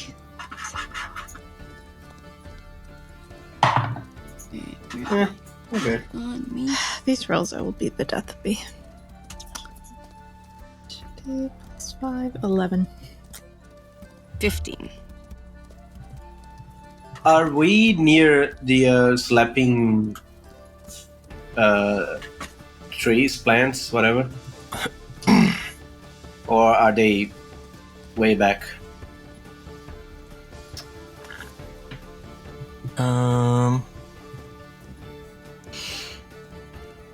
Sorry. They're back. No, they're way back, right? Okay. Yeah. They're behind us. Just in case, I'll keep an eye if I see something similar, just to tell Bucko to maybe drive us near and try to make use of it. But only if it comes up. Sure. Yeah, there's they stay behind in the other side of the thing. So basically, it's gonna be a little weird because the Trobo and the Hyenodons are gonna be tracking movement, and you and the nose are gonna be tracking initiative. Okay. Basically, you guys are 20 squares ahead of them, I think. Or you should be, at least. Let me make sure.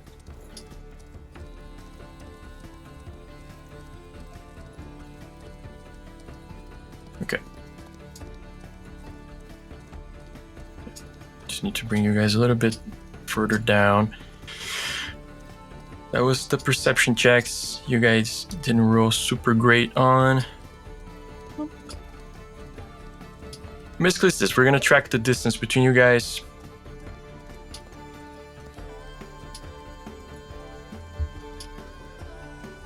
I'm going to take a little second here. So, I need you to tell me who's driving. Bucko. And that Bucko. person's going to have to do a piloting check. Done.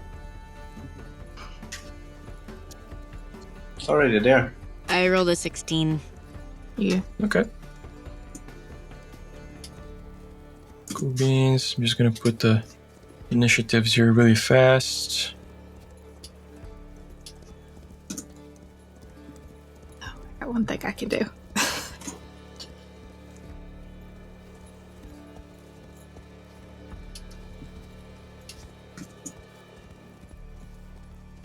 So basically, you guys are gonna do a writing check. There's some actions you can take, some special actions you can take. I'm gonna read them to you in a second. I'm gonna keep the Trobo and the Hierodons at the top. Cool, Bucko is also here. 15. So you guys go first. Pretty standard. One of these guys got you. 2 of them, okay. And then we got, how much was it for Dahlia? 11. 11. 11. Cool. All right.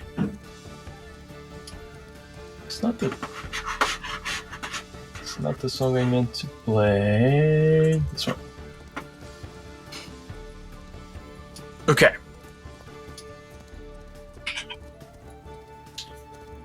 So, first turn, piling check, 16. That's the number of squares you go forward. Just before we begin, there's some actions that I just wanted to point out you guys can take. these guys are shooting at you. So you can... The pilot's always going to do a piloting check. You can use your action to help the pilot. So basically, you do a check that you tell me which one you want to try to do and explain me why it works.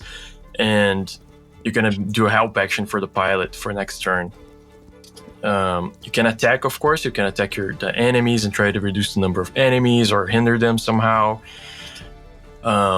As they attack you, they might try to attack the beasts, or like things might happen along the way that start waking up the beasts.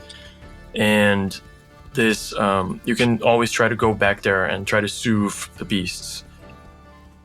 You can use your action that turn to duck for cover, so you grant yourself +5 defense for the next round.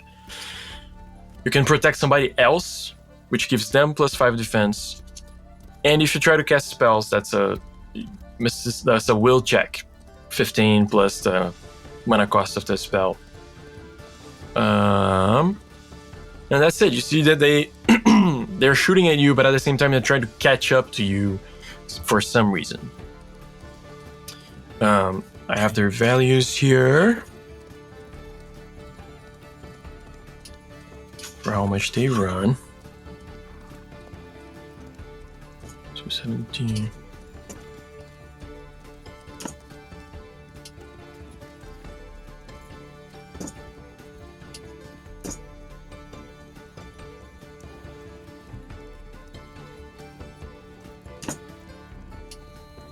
Okay.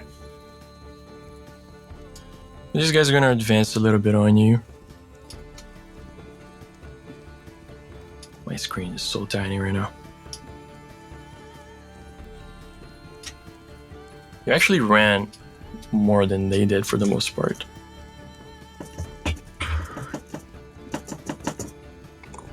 Cool.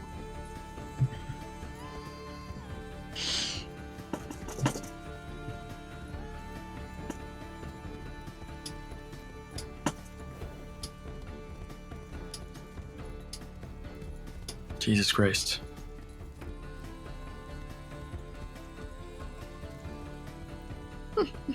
And then this guy, super far behind. Cool. Okay.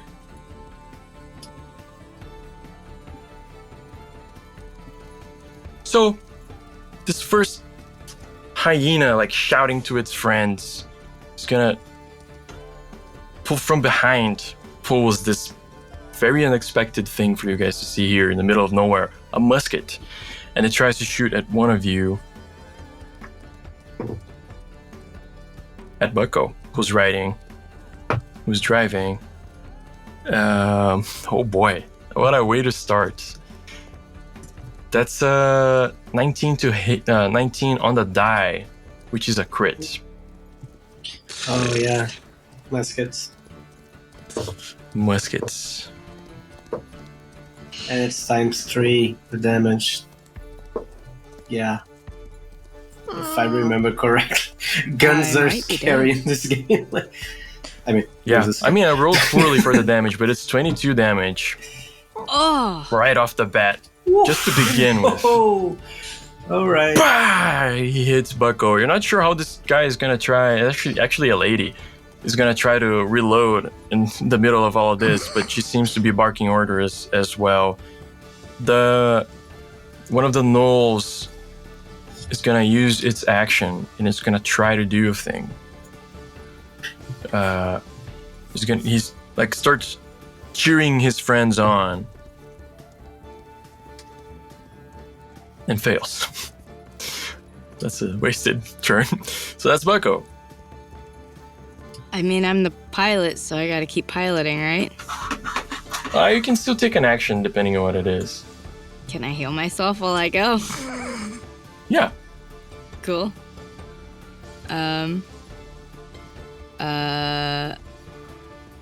I'll do. So you're level 3 still, so your max MP to spend is 3. It's 2 actually, because it's limited by my wisdom. Ah. So I'll spend 2 and get 46 hit points back. Nice. Da-da-da-da-da. 19. Wow. As if nothing ever happened. Yep. Spit some some mushed herbs and good as new. Cool. Maybe. Bucko, did you have some throwing thingies? Maybe I can just guide the cart while you toss them back there. Wait, say that again. All right. So, yes. So, in the beginning of the adventure, I was gonna say, Bucko didn't have his axe, and then this lady lends you an axe. Forgot about that. Just Gotcha. The net worth is you have the axe. You have an axe. Gotcha. Yeah. Okay, cool. A war axe, and of course you still had your hatchets, I think. I was just saying maybe Bucko should be back using the hatches while I pilot, because I don't have anything to throw at them. I don't have any ranged option whatsoever. So I have some fair. daggers. next turn maybe I can grab the reins for now, and next turn you start, because you had to Throwing heal. stuff? Nothing to do in this turn, but next turn maybe you should be on both of you. I'll be useless back there. I don't know how helpful I'll be here, but I can try. In the meantime,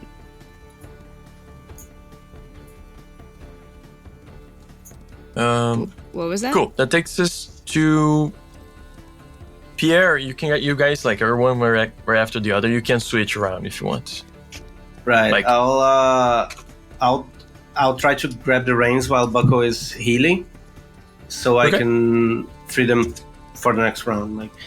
I'll use my eclectic power to be trained. Also, piloting. we'll do the roll at the top of the next round. That's a separate thing, but you can do your turn Okay, so I'm normally. just grabbing the rein. Okay. Cool. You can still take an action, if you want. Yeah, I would. I think I'd still make a piloting check to actually. I would like to leave the piloting check for later, and just try to watch the roll and see if there's how can I say it? Some, it's not a road. It's just Not at kind this of a point. beaten path at this point, right? No, almost not even that. It's just it's a sparse Field. enough forest that you guys can travel through. Right. So I would like to, look for a place where, not hooves, but paws would have trouble navigating, but the wheels are going to be fine. So maybe a bumpy part of it. But So basically, try to get an advantage on the. Yeah. You can give me a perception check, and it's gonna work as a help to yourself next turn, basically. Cool. Okay. 17. That's a +1 on your next piloting check. Cool. Cool. This guy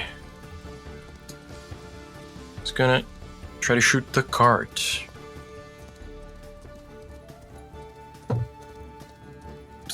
It's a cart, but it failed. That's amazing. It's a moving car. Yeah. It's hard. Moving cart. Yeah. It appreciates you with a. You're like, it's okay, it's moving, and then it goes thank you, you're very kind. Better next time or not. I don't. See the one on its side slaps the back of its neck, chides it for a moment and grabs a javelin. Also throws at the cart. Hits. It goes this is how it's done.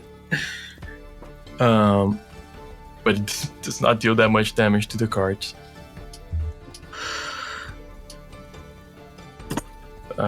You see that like wheel shakes for a moment, and it's like whoa. You see the beasts are move for a moment, but don't quite wake up. That brings us to Dahlia. So I have daggers, but I'm not trained in aim, so I don't know if I can throw them. Yeah, it's lagging. Damn it. You can still throw the daggers, even if you're not trained. You just won't have the best bonus for aim that you could, but you can still throw them.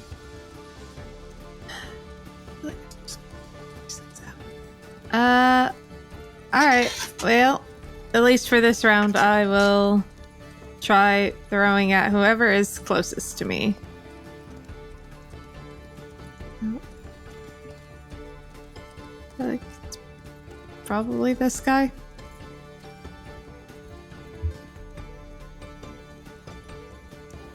Okay. You can also like spend your movement and move further back in the cart if you want. Without I could waking throw from the... the back of the car. And... Without waking Like if anything? you come over here, you know what I mean? Okay. I'm good to do that. Okay. But yeah, we'll Are aim daggers for... short range or yeah? I think it's short range. So I'm assuming that's too far. Yeah, you can move back there without waking them up. Yeah. Like if something's gonna wake them up, is the cart going on the roots and stuff.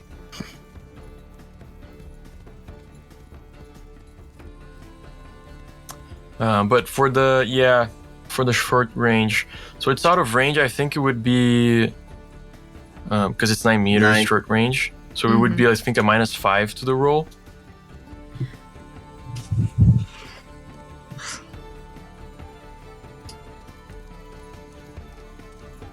I mean, you can certainly try, or you can wait too. Like, or you can duck for cover.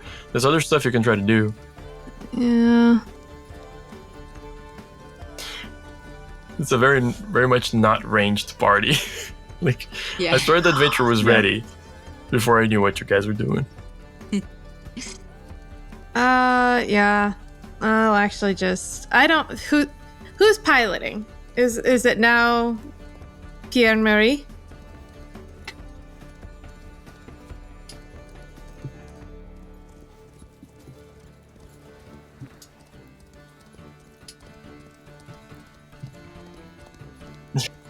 Sorry, didn't through that time.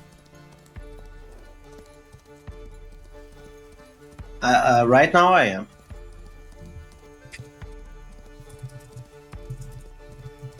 Yeah. It's coming. It came like 4 minutes late, but Yes, Pierre is piloting. Give up. Pierre is piloting. You're protecting him. Okay.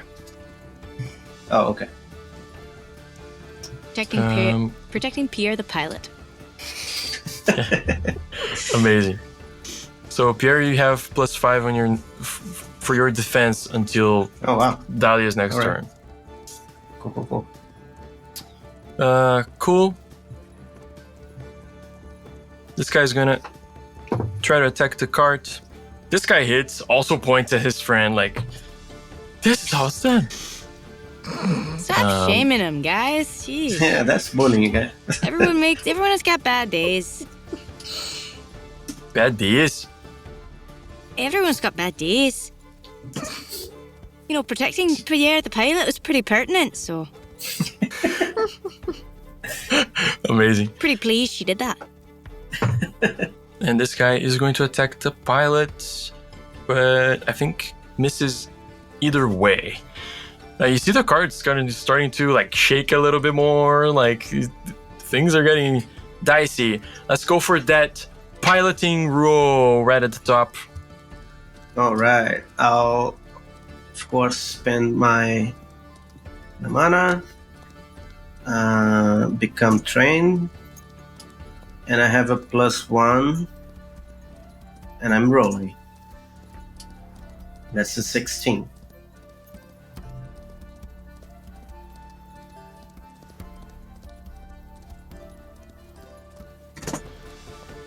$16 for you brings you to 42, 52.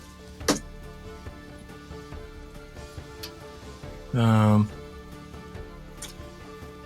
I don't know if I'm gonna like keep track of all of this way. I'm gonna just ditch this. And we're just gonna use the spacing. So you said it's 16, right? So 16, yeah. can just say so they actually move back 2. Cool. Then this guy moves 21 forward.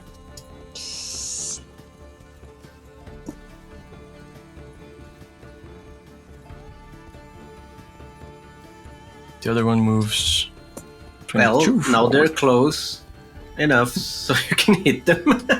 So there is that. There is that. No, Damn. hang on. Close enough.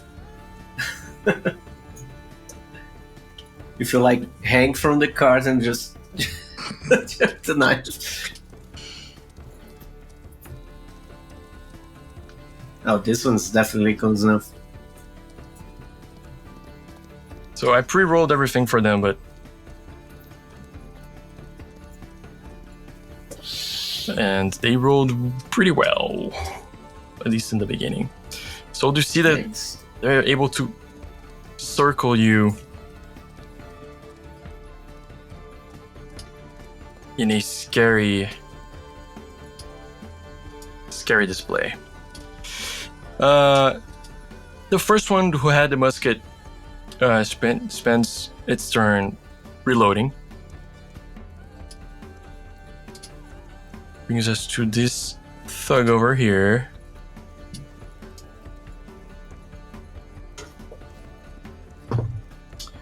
It's gonna attack Bucko with a bow.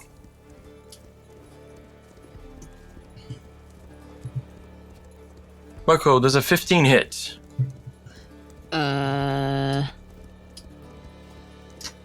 No, it does not. Very nice. That brings us to Bucko. Oh, that's me. How are the plants looking? They're looking still unconscious? For now, they're still unconscious. All right. I guess I'll throw a throwing axe at whoever's closest, or let's see, this guy probably, I guess, or this guy. Yeah, if you go to the back of the cart, you can definitely throw a hatchet. Yeah, I think Throw I'll an head axe. back here just to be near amongst the wolves, I guess.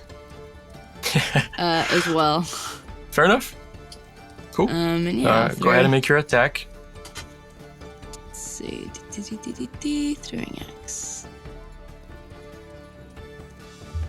26 hit. Nice.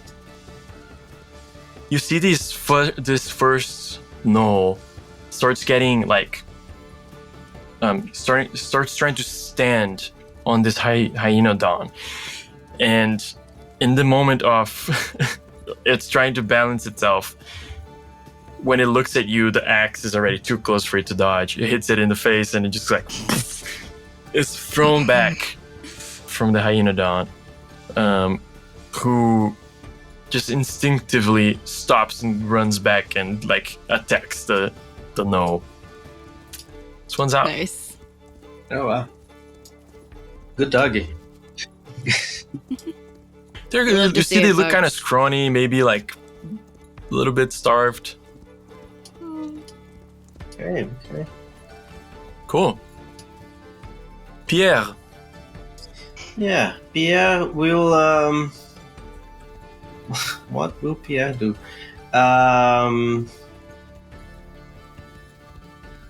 Is there anything throwable inside the car? There's anything you have. There's some creatures. There's your friends. Yeah. There's maybe Not more that- rope that, like, to tie them Rope? again, if necessary. There's rope. Let's say 2 bundles of rope. All right. Not too many. I'll grab one and fashion a lasso, Okay.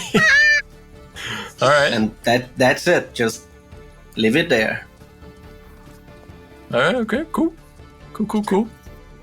This guy is going to try again to motivate his friends, and succeeds.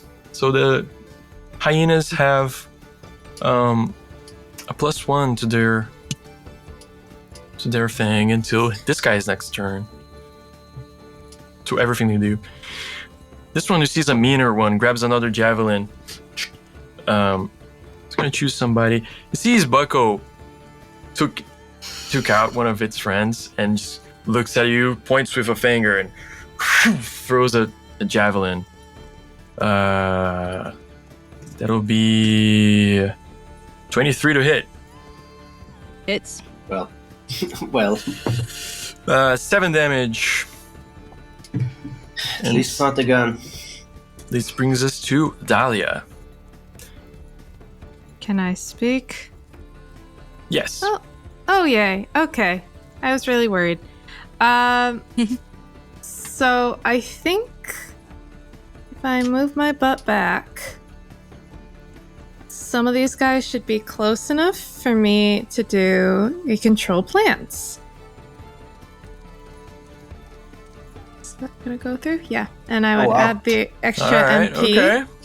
to I'd add the extra MP so that in addition, normal creatures that fail to save are immobile. So Hell I think I yeah. should try to Yeah. beat a 17.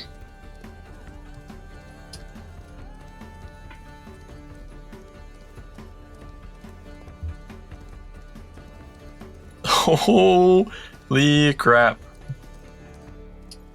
But I gotta be able to cast the spell though. Set 17? Isn't it? Wasn't it not for my spell save, but isn't it you said So- to cast a spell it would need to be the mana plus 15. Oh, right, yes. So that's a will test. Will. Okay. See what my will is. So I have plus 3 Yes, to you that. need to do a will test to cast. Yeah. 15 plus the MP. Yes, that is correct. Ooh! Okay, that's 19. Nice. 19 will check. Sweet. 19 definitely does it. Definitely does it. Say Just to make reflex sure. save, and my DC is only Yeah, it's 13. based on your wisdom, I think. Yeah, it's only 13. So 13, yeah. They need to be at 13. You can choose for 9 meters. Let me make some measurements here. My ruler disappeared completely off the face of the earth.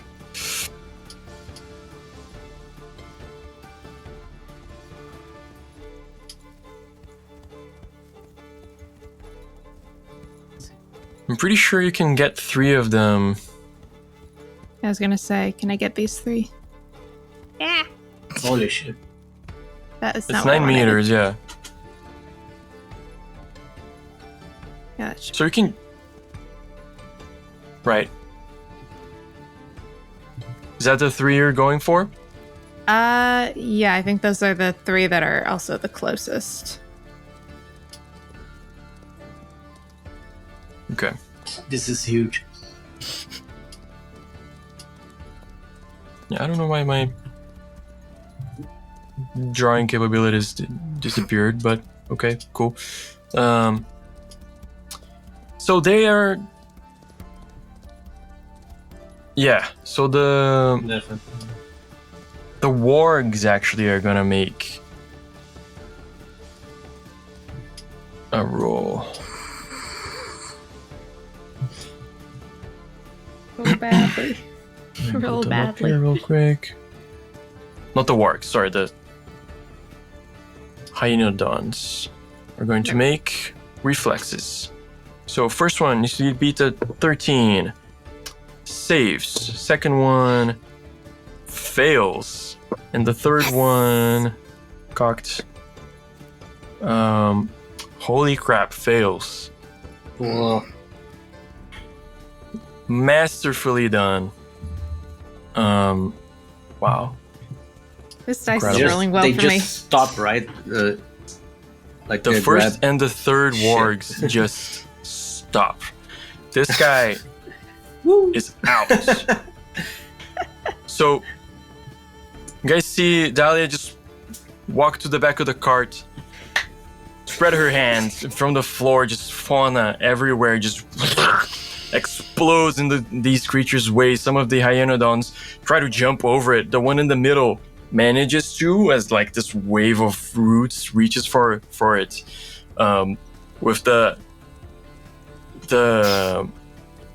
with this knoll hanging for its dear life on top. The other one gets, the one on its left gets stuck immediately to the floor, like belly down, and the knoll on top of it just keeps flying like for a little bit, and rolls on the floor, ends up with like a leg in a weird angle. This one's out of the game. The one to the right, you see, like, definitely one of the leaders has a shield on him and stuff. As his hyenodon gets stuck, but he was also gearing to do something. So he's gonna try to do an athletics check right now to see if he can get to the cart. It's gonna be hard because he's very far and he's doing it with a disadvantage of -5 for being at a standing jump. But he, you know, he's real natural 20. You know, so we'll see. With a 3, no. No, he doesn't. One of the bosses of the battle is immediately, like, you see he jumps, and he does like a growl when he jumps, like boom, you know, but just barely, like, he doesn't gain any momentum from what he already had. Just keeps the same speed and then just falls on the ground.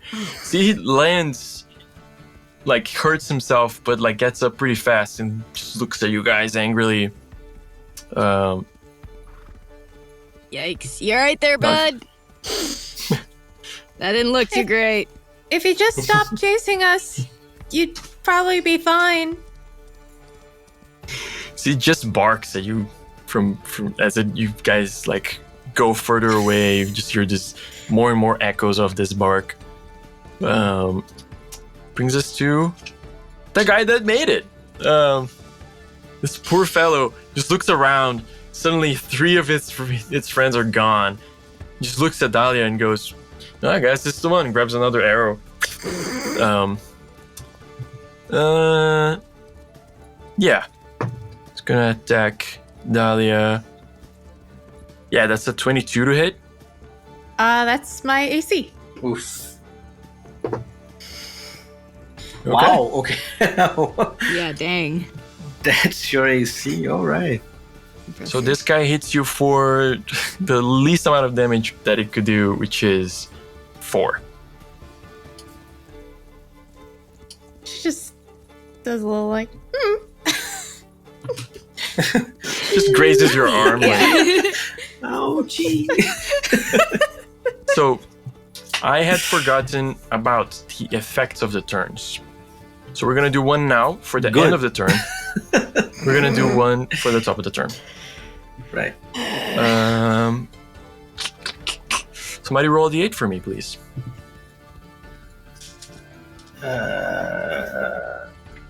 Okay. You're gonna be doing one every turn, so I mean, Everyone like, gets there's a gonna be that chance. many turns left because you guys are taking these guys out 5. very fast. 5. Cool. The these guys are shooting arrows, throwing javelins. You're trying to guide this pilot, this freight train that's just moving forward of this weird creature, wingless chicken. Giant chicken is running as fast as it can, and you're trying to point it towards directions, and all of a sudden it just takes to a left. You're not sure why. It almost tips the cart, and you look, it's going for like this little bit of a narrow passageway, which is its instinct to run there to try and lose the predators. Mm-hmm. I'm gonna need a piloting check from you. Mm-hmm. What's the stake here? The cart can take quite a bit of damage from this, and you might slow down. Okay. So yeah, Can we help in any way? Yeah. another point. Can you? What would you do to help? No. Dollar. It's the chicken thing in the front, right? I can Yes. utilize my wild empathy, maybe, to try to calm it down. Cool. Okay. I don't know if Sure. I do that in animal handling. Yeah. And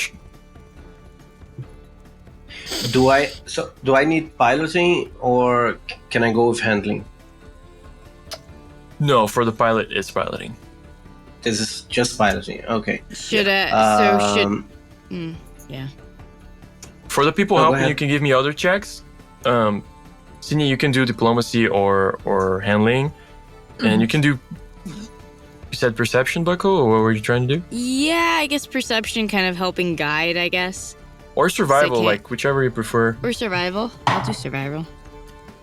Okay. Nat 20.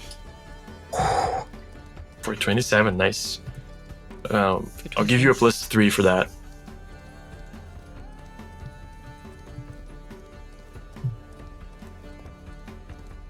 Great. All right. So you're standing at a +5 right now. So You're 24. Definitely does it. With Dahlia like shouting at the Trobo to just like slow down and make better choices. Bucko is like, it's an arrow. Like I kind of know how these rocks formations usually go. Like it's a left and right most of the time. Just do it ahead of time. I don't know. Helping guide you and just like, okay, going through this. It's definitely bumpy, but no damage is done to the cart. New round. Oof. Somebody roll a d8, please. I got it. Someone else. Sydney's turn. 6. 6. You guys explode out of this narrow passageway in between rocks and rock formations. You immediately dodge a tree and go in this slightly swampier part of this forest, which doesn't really slow you down, at least for now. But the problem is you guys go straight into a giant cloud of insects. I need everybody to do fortitude saves. This actually reminds me of a camping trip. Yeah, I was pulling that a sounds cart. fun. Yeah, and we went through a lot of wasp houses. And yeah, Oh, nice. fortitude. Fortitude 10. saves. Oof, natural 19, 23. Nice. I just grabbed my heavy cape, which is exactly for that, and just cover my head. And go Roll a 3 9 for for 9. Bucko, 10 for Dahlia. Dahlia and Bucko, the mosquitoes getting your eyes, your mouth, and you protect yourselves, and they bite you. It's 5 damage. Okay. As like you guys are trying to dodge and get grazed by branches. It's just a confusion. Cool. Now for the actual top of the round, let's do the piloting checks. These guys are gonna run forward a bit more.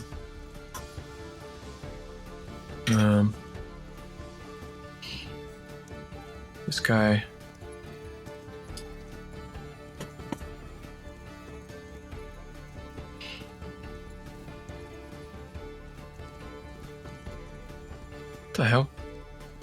going on with this token?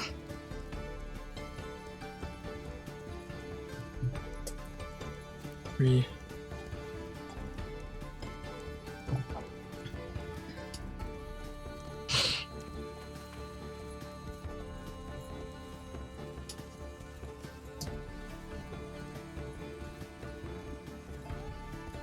Cool.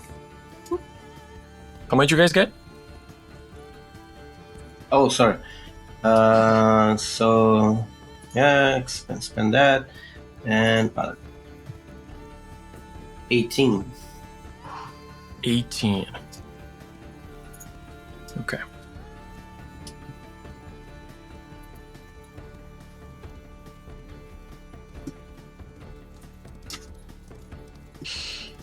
Okay.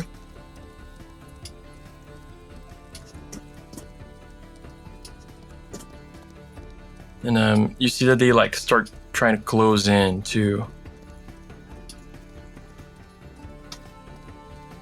Gonna drag everybody back now. Sorry, this is a little bit more confusing and time consuming than not confusing, but time consuming than I thought it was gonna be. Okay. Top of the round. This buccaneer has its musket ready, and he shoots at the cart. Stop it. Stop shooting the cart. That is another crit for this. He's a crack shot, man. Apparently. Yeah. Guess we need to get rid of her next. Yeah.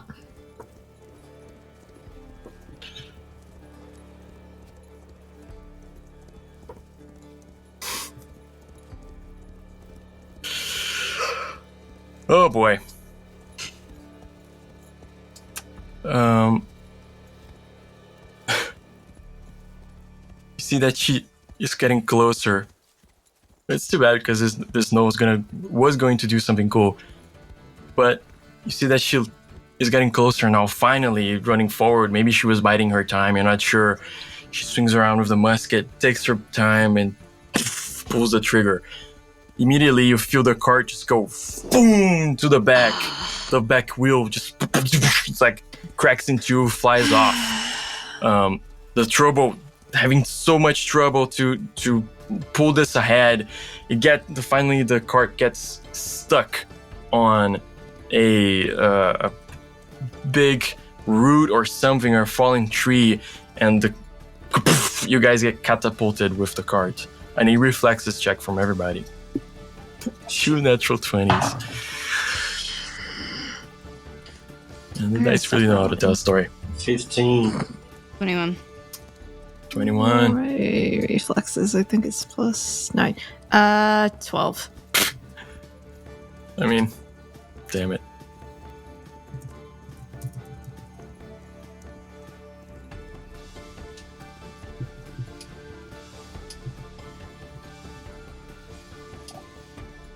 $12.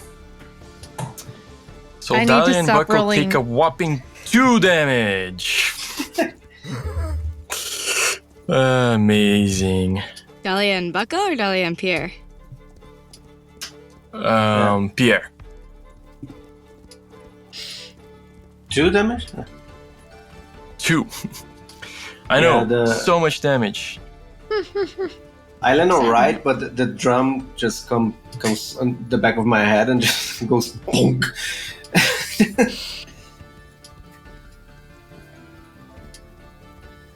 So, Bucko, you can kind of position yourself to the right of the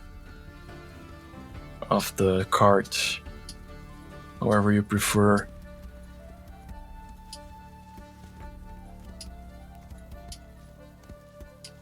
I'll be sort of amid the plants. How's the trouble? Are the plants all awake yet, or are they all scattered? They fall on the ground, roll around. Some of the roping comes loose. Immediately, they start getting up and howling. And the 2 grove beasts immediately, get up and start looking around, scared. Give me insight checks real quick.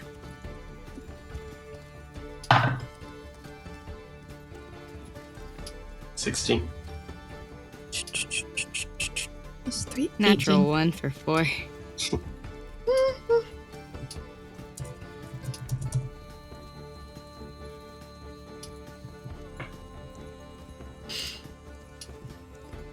Natural 1. Dahlia and Pierre, you look around and you see the creatures. You see that the wolf creatures, the pack trees, the baby pack trees, they just get up, and then something in you tells you that although this, as an adult, is supposedly a very fearsome creature, this creature's howl is like, it's trying to use its howl as a deterrent and as a means of attacking. But you guys are just sweet, like kind of cute in a way, although annoying. With 4 of them means 8 heads, so it's just loud. But they don't seem to be running away or anything. The grove beasts seem ready to just get the fuck out. They seem ready to just go. You think you might have to either appease them fast soon, or put them to sleep, or just you might have to track and catch them later, which they're plants. Tracking plants from the forest might be near impossible. The trouble was not fine, like it tripped and rolled around with the cart a little bit, but it's just like laying on the ground, like looking around, trying to defend itself. But you see that the hierodons and the hyenas just come to you guys straight, and the gnolls, they jump off of the hierodons, and now it's a combat proper. All of this was just the Buccaneers' turn. The guy here at the bottom is just gonna attack Dahlia. 17 on the die, I'm pretty sure it's gonna hit. It's a 26 to hit. Yeah, that'll hit. Which guy is there? Well, I don't see anyone it was near gonna me. attack with a short bow for some reason. Ah. So that's just 8 damage. I'm not looking It's on the bottom here. great. I'm not looking great. I do need to add the puppies.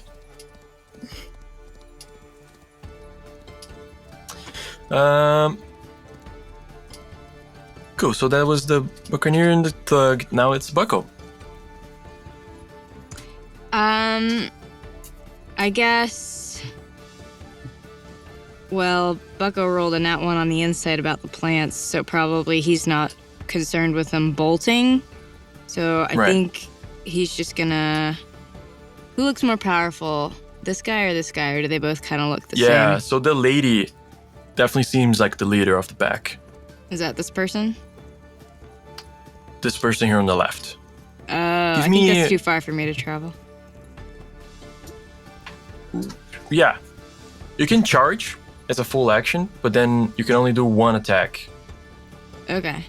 I'll do. But regardless, you can give me an insight check if you want. Sure. Let's see. 7. Never mind. Cool. Be free, Bucko. I'm gonna charge this lady.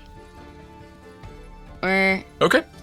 yeah, that seems like the thing that I would do. Yeah.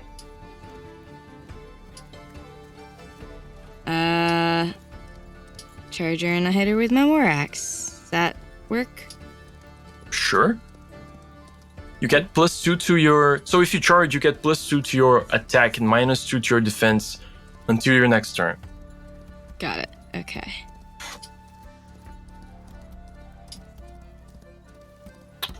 Peter. Would a 28 hit? Yeah.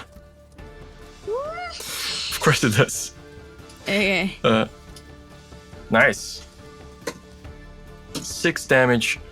Starting the battle, you like strike at her, and she's surprised, like trying to reload her musket. Like she was so confident, and now she's right up to the Minotaur. Yeah. So is this okay for your positioning? Yeah. Cool. Minus Brings 2 us to Pierre, which right before we do that, Pierre, how much you got in reflexes? 15, right? It fell? 15. So Dahlia was defending you. That was her action. I'm gonna say that gives you a bonus to your reflexes on the fall, so you didn't fail. So you can get back those 2 HP. points. Okay. I mean, hey. No, not complaining at all. I need that.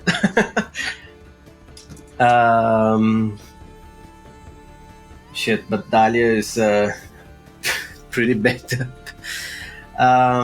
Okay. I'll say this. You guys are aware that if you start your turns next to the back trees, they will attack you. Not on this turn, they're like still waking up, but Cool. Next turn. just isn't a note. Well, that might help them wake up, but I need to do it. I was trying not to while we were on the cart, but I start banging my drums. Okay. And I will inspire everyone, including the trouble, in a medium range because I have loud drums. Okay. And it's an inspiration, but it's also a martial inspiration. So you get +1 to everything. If you go to global modifiers, you can put +1 in skills and Nice. +1 to damage. Nice. Now remind me of something. To grab something and use it. It's a movement action to grab, and another movement action to, like, chug a potion or something like that. And an action to chug the potion. An action. Shit balls. Okay. So I'm not doing that. I mean, you already used your action to inspire. Yeah. So you have your movement. You can get out of where you are. You can grab something for your back. Yeah.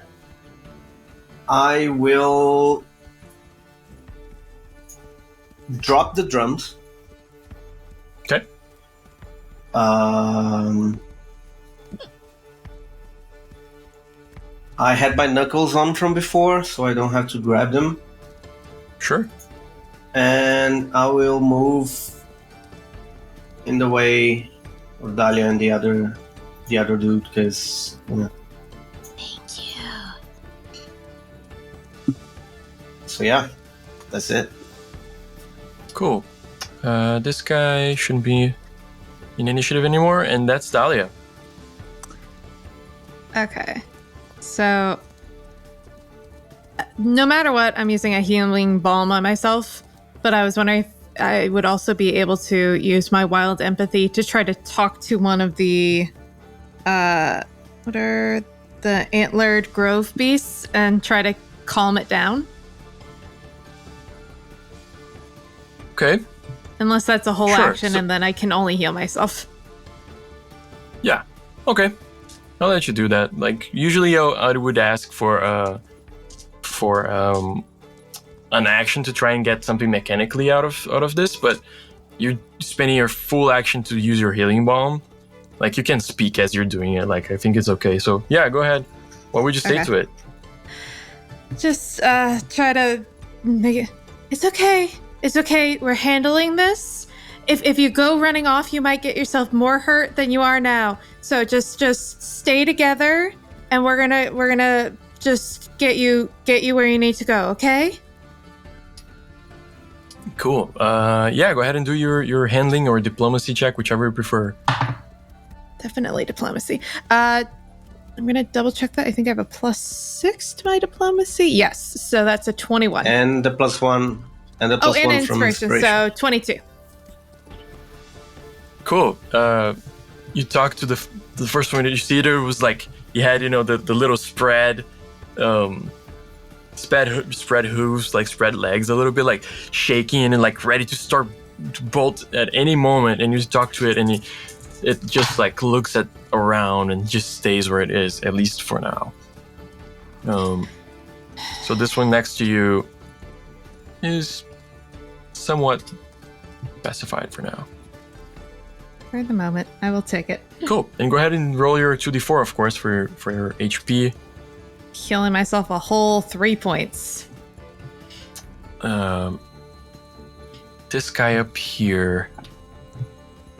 Of course, it didn't roll. There are aerodons. I'll do that in a moment. Well,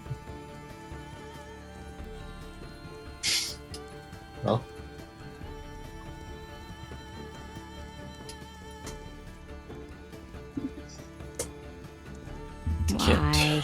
To be here. It's actually terrible for its friends. It's going to attack Bucko. Misses. 16 hit, Bucko? It does because I charged last turn. Right. So that's... that's 8 damage as this gnoll tries to hit you with a short sword. You just kind of bash it away, but it bites you instead. Cool. I forgot to roll initiative for these creatures, which I'm gonna do now. Oops. And act for them. So this one's 23. Holy crap. Turn order keeps disappearing. Say just 23. Metro 1.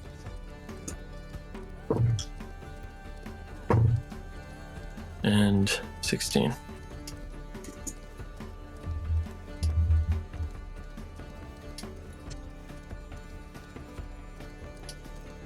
So this Hyenodon here on the right just doesn't act on the first turn because of the natural 20, whatever. This one's gonna go around and me. She's either gonna attack Bucko or the antlered grove beast. Let's roll a die to see.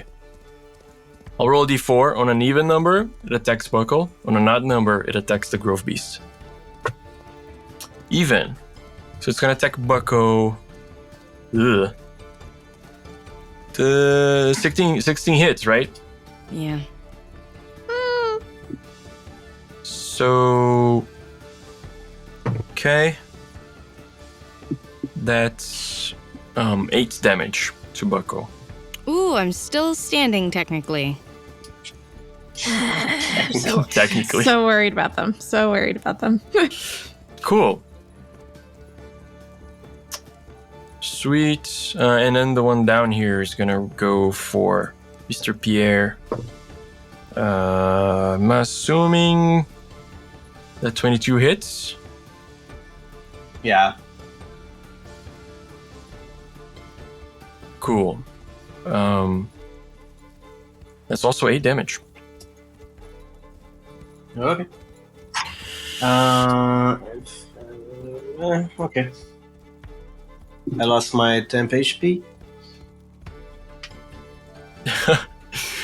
Looking fine. This guy starts to turn now again. Which one is this? It's on the bottom. It's gonna attack you again. For... Me? Yeah, to this 20 hit. Okay. Yes. Yeah, okay. Wasn't your AC 21? No, that's Dahlia. Oh, okay. Mine's 16. 16, yeah. So hits you, so sorry. One more time. So that's 10 damage. And it's gonna try a thing. Give me a melee check as it tries to trip you down. Since I'm inspired, does it count For saves, yeah. for this? And I can use my thingy. Yeah, you can replace melee checks with performance checks. Cool, But cool, only cool. for attacks with lighter, yeah. Sure. Yeah, an art.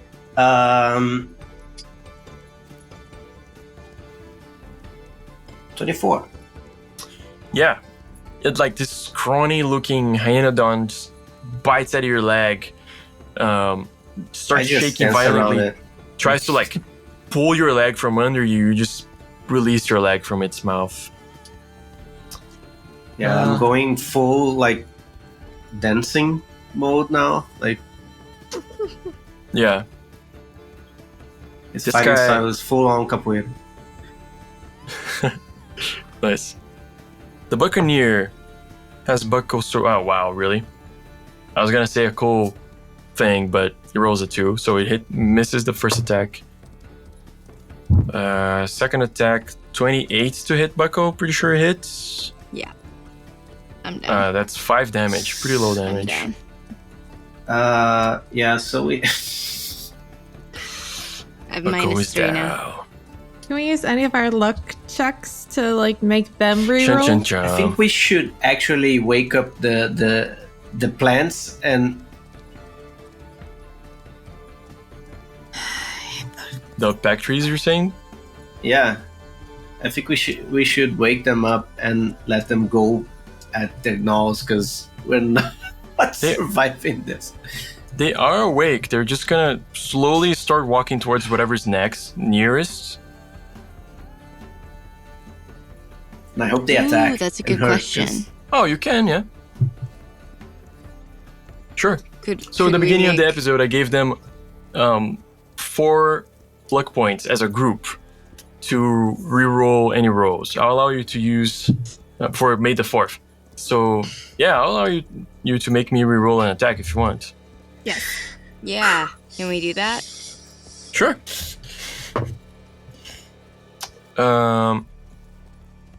16. Fuck. Sorry. It's all good. How much damage do you reroll damage? I guess on that or No. Same, no? same It's thing. okay. So I'm still minus 3. They're gonna roll I infinite. mean, I'd be down either way. I only had 2 hit points. Yeah. So this guy's gonna come to Pierre. Then 16 to hit Yes. and 19 to hit. Yes. Okay. Alright. That's 5 damage. 5 damage. Jesus. Two fives. 2 5s. 10 total. 10 total. Cool. This Hyenodon is honestly gonna attack either one of the pack trees or the creature behind it, which I should have added initiative for. We'll just do that now. I'll put them at the end of the turn.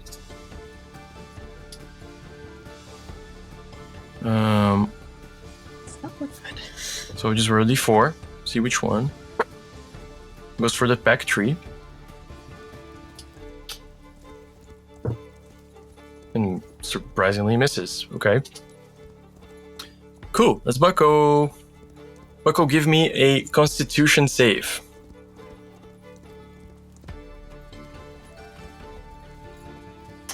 Sorry, it's not a save. It's one of the Nat few. 20. Yeah. Well, okay.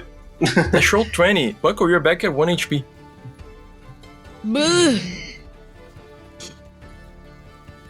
Ow. And I'm probably going down before next turn because I'm still surrounded by enemies.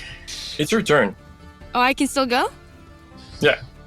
Okay, can I heal myself? Choose some herbs. Choose some Sure. herbs. Choose some herbs. Herbs.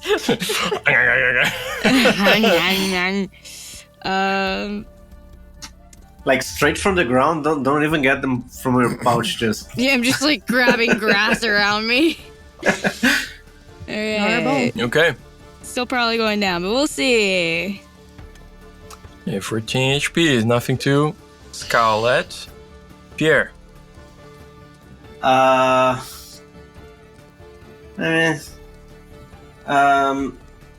Give me an insight check, Let's Pierre. see. Inside. Okay. 11. Never mind.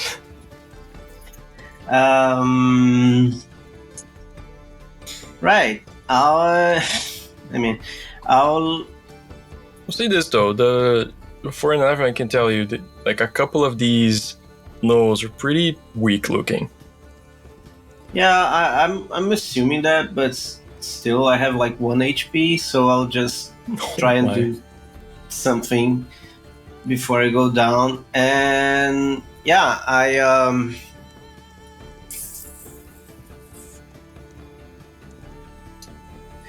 I will cast as a free action concentration, which pretty much gives me advantage. I can roll twice. And I will punch the gnoll. Cool. So best die. Everything's right. 21 to hit, 10 damage. You wanna tell me how you killed this gnoll? Oh yeah.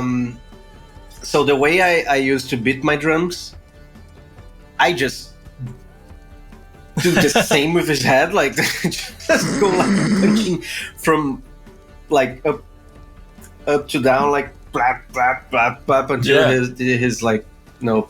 This gnoll charges at you violently, like with its short sword, with its laughing, or whatever the sound is they do. And like when you get up from the tumble, you just look down at it and it just understands the position that it's in way too late as you start hammering down on him. It falls back bloodied. That's Talia. Talia, you see it. Because I do have one more attack. Okay. You do While see I'm it. at it. You do see it that as soon as the guy hits the floor, the Hyenodon looks at it hungrily. Okay.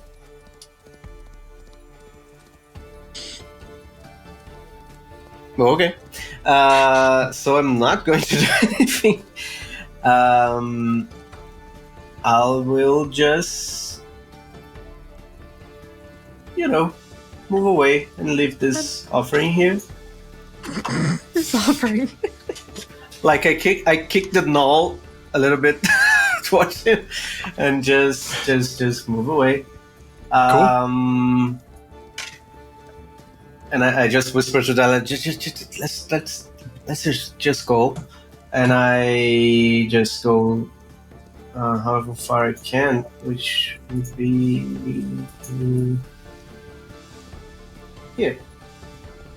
Here? No. You have 9 Okay. meters, yeah. So, yeah.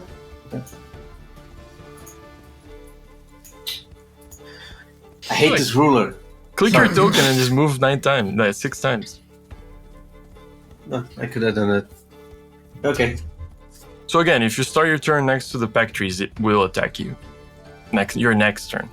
Oh no. No. And 1, 2, 3, 4, 5, 6. Cool. Talia. Okay. Hearing that, could I, before Pierre walked away from me, given him a healing balm? Can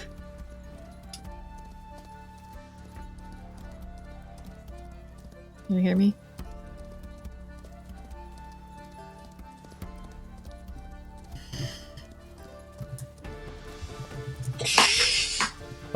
You're gonna heal him?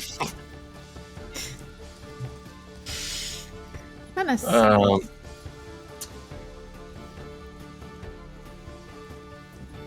It's up to you, Pierre. Like, it's your turns are right next to each other. She could have told you that before you moved. It's your choice. So no, yeah, definitely. I have some on me. If you Okay. wanna go ahead and do your turn, it's what I was going to do like next turn. So your call. If you wanna get your turn and do your stuff, I can do it. I'll just go over to Bucko then. Okay. Did that go through? I cannot hear.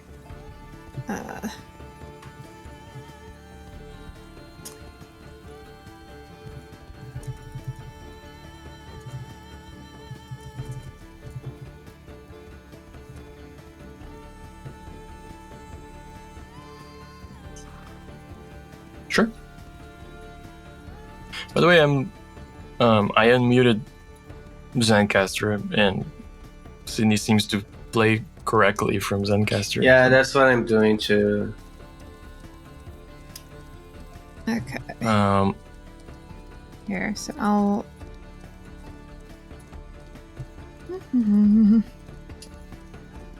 oh, my ruler reappeared magically.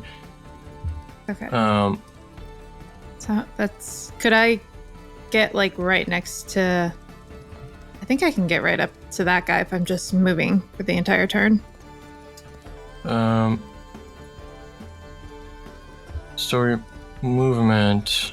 Total movement would be 9, 18. Just, you would be like one short. I mean, are you trying to charge him? Because then you could just do a I straight don't know line. if I. Yeah, I was gonna say I don't think I have charge. You can just, that's something everyone- you can do in Tormenta. Oh. Well, I can't attack So- him because I'm using my action to dash. So But if it's a charge, there's like an attack action like imbued to it. Like Yeah. you go the entire distance and make an attack at the end. can I use my foil with that or? Yeah. Oh. Anything, yeah. You just run straight ahead. So and, you can and move up to finish with twice attack. your movement, Okay. and at the end you make an attack. You have +2 on the attack, but you have -2 in your defense until your next turn. Okay. I can live. I can live with the 20 AC. So let's do. Okay. All right. So Ready to brag. listen, I get to enjoy it for a tiny little sliver of time. So it's 8 plus 7, so that's 15 plus 1 for the inspiration, 16 plus 2 for the charge, so that's 18. Definitely hits.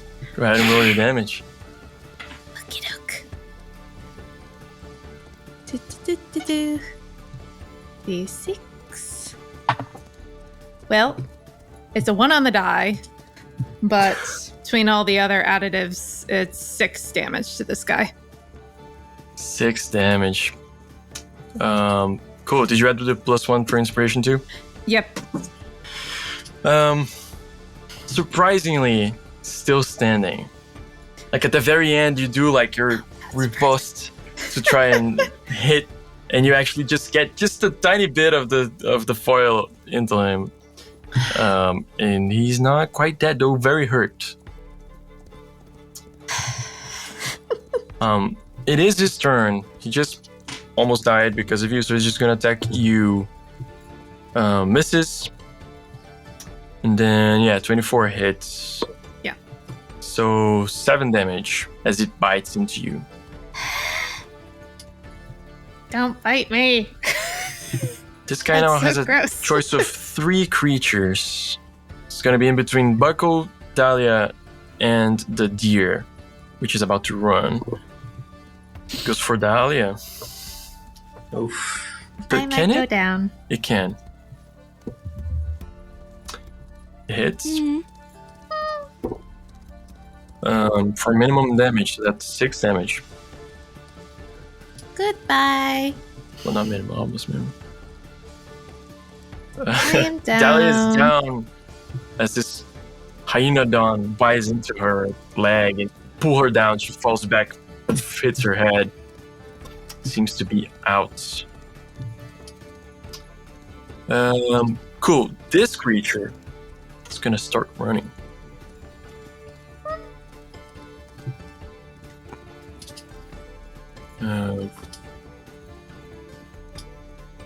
Let's see, how much does he move again? Quite a bit. 8 squares. It just starts going that way. The other beast seems to be still for now. That brings us to the pack trees.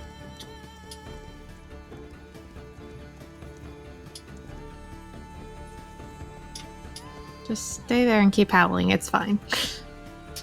So they actually move a little bit.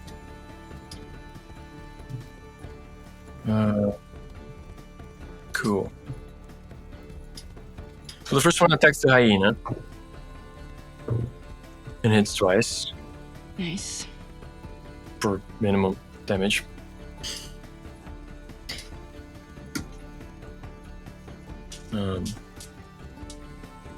Cool. The hyena is all set. These things are deadly. This one goes for the poor deer that just stuck around. Surprisingly misses the first one, hits the second. Takes a chunk out of this poor creature. Hey.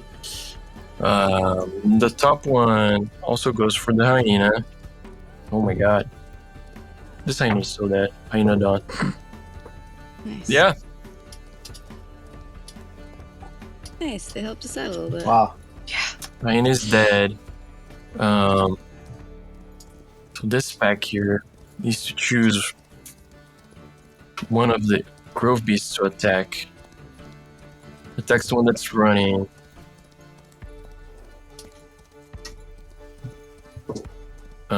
Hits both times. For minimum damage. What's up with this minimum damage? But good for you guys, because it's almost dead. Yeah. Shit. We could bring it back, right? We No. got the healing stuff, so maybe we can Yeah. do that. I can see if my control plants does anything. This Maybe. hyena dawn is out of the battle. I'm just gonna take it out. Buccaneer attacks Bucko. 2 attacks. Hits only the first one. That's 9 damage to Bucko. This guy misses. Hits. Another 9 damage to Bucko. It hits me? Yeah, so 2 of the gnolls hit you. Each of them hit you for 9 damage. Both hit me for 9 damage. I'm down again. Okay. This Hynodon's dead.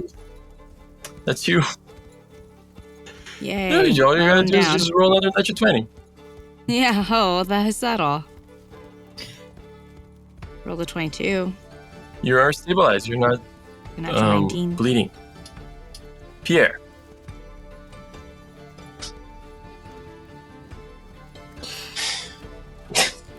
I chew on some leaves. How much do I get? Oh, healing yourself? That's 2d4.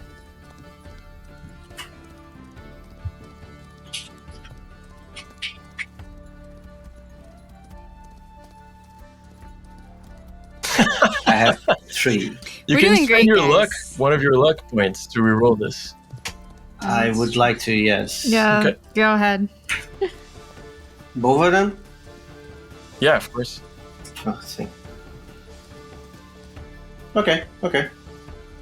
Yeah. It's more than And twice what that's you're gonna get otherwise. That's it. Cool. Dahlia is down. Please. That's a 2. Okay. You were doing Go so ahead. well for me. Go ahead and roll d6. Can y'all hear her? I can't hear her. And that's a 5. Okay, you're at minus 5 HP. Yay. Cool.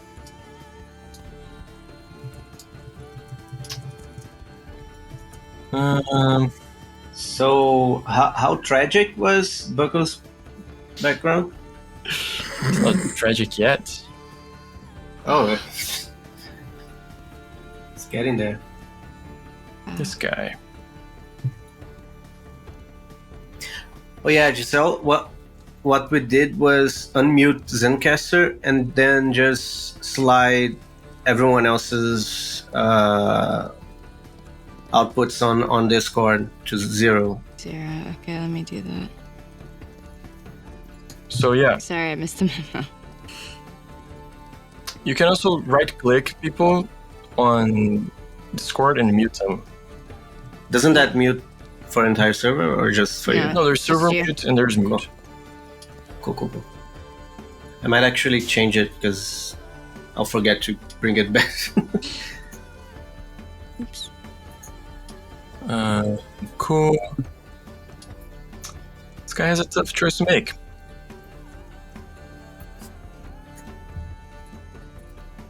He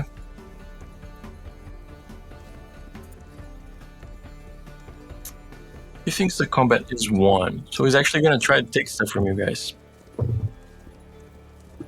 Go for it. Mm. So he takes Bucko's war axe.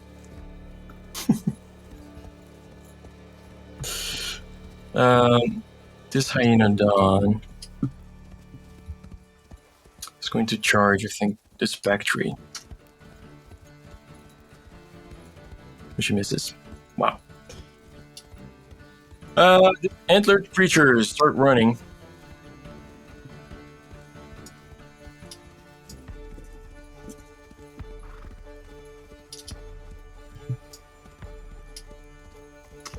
Factories.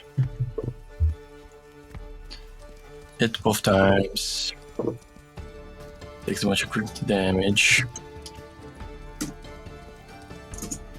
Almost killing the Hyanodon. Okay, this Hyanodon is dead. I didn't need to roll for all of these attacks. This one starts running back. Cool. So, at the top of the round,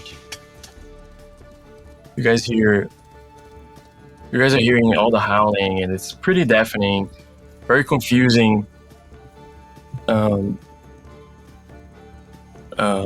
Pierre is like spreading this ointment on himself, trying to get enough of his own, mojo back so that he can charge and help his friends. Only then does he realize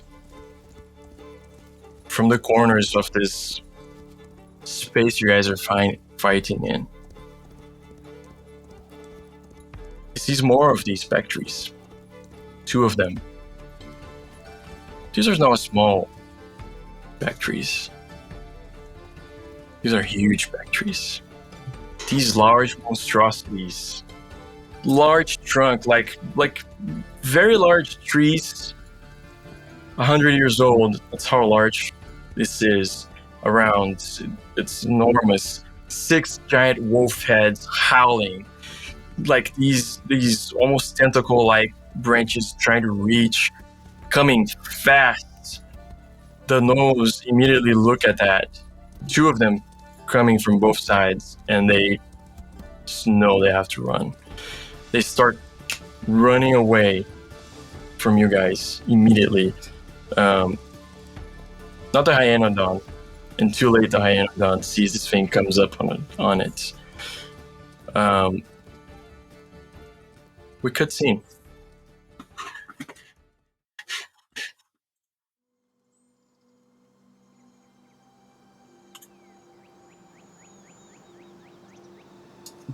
Bucko, you wake up in a small cot. Everything hurts. Multiple sort of wet patches of herbs tied around your body. On another cot in the same room, you see Dahlia laying in the same, very similar situation, just patches of herbs around her. Seems like a very, how do you say, like a really constructed little wooden cot, dirt floor. Doesn't seem to have a lot of furniture. But immediately with your keen sense of smell, you can feel smells of 100 herbs, not all of which you can name. from another room, you hear talking. Familiar voice of your friend Pierre, and a voice clearly of an old man. Basically, you guys had to at least endure this. You're close enough to his house that you had to at least endure a certain number of rounds, which you did, kind of. Did we? No. Did we? Somebody was standing, so you did. How many 6 rounds HP. was that? Yeah. 5? You had to endure 4 rounds, so we got to the 5th round. Oh my god. This close. So having a very, very bad traumatic background. Jeez, Christ, guys. I'm just saying, I used 2 of my healing bombs on them at some point. Oh yeah, I had a Just couple on my because. person I hadn't Yeah, used. no, I had one. I just used mine. Then we can sort it out. I just wanted to stop the bleeding. Like from the moment I realized the big trees were not going to eat us, I just got you back to stabilized. Dahlia, you come to as well. You guys, go to the main room in this small cot. See this old man. He's very glad to see you up and about. You guys have been here for a little over a day. And this very nice old man offers you tea and food and basically is that his trees heard the howling and he heard his trees howling and he went after them and was there in time to stop his trees from eating you. This is Grandpa Weiser, just a nice old man who studies healing herbs, much like Bucko. Shows you guys around his property. He has this much smaller farm, but quite exotic plants there. He has 2 fully grown back trees, which are extremely horrifying. These back trees are ND13. CR13 creatures. And he explains he has them for protection, that he has been attacked by the gnolls before. And you see he has multiple herbs that you know are healing herbs, Bucko. And some that you didn't know. Which was my way of weaving into the story the fact that you always have healing herbs on you no matter where you are. It's like everything is a healing herb for you because you just know how to use them. And he spends a couple of days explaining to you how to use them and which ones are good and when. And this one, take them when they're babies still, but this one, let them grow. All that kind of stuff.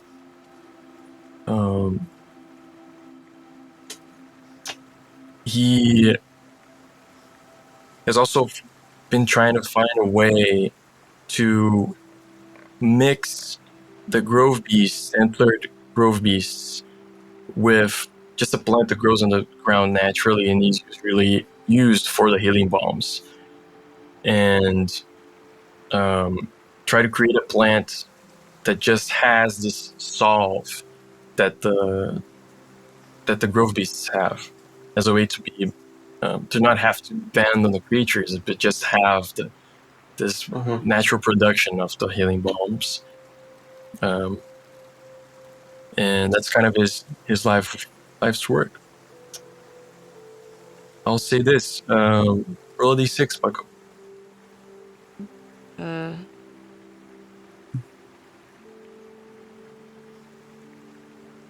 Four.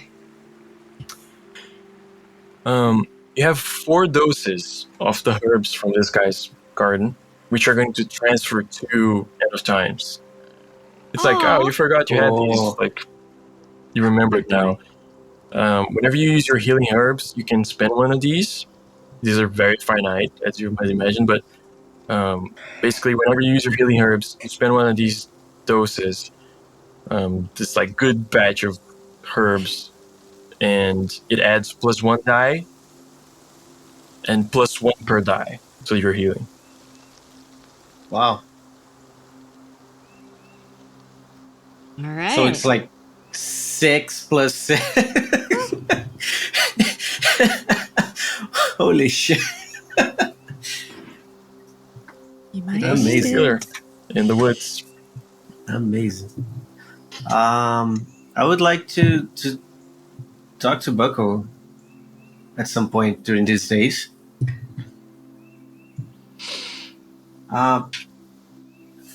So hey, Boyo, Hey, what do you think of it? think of what?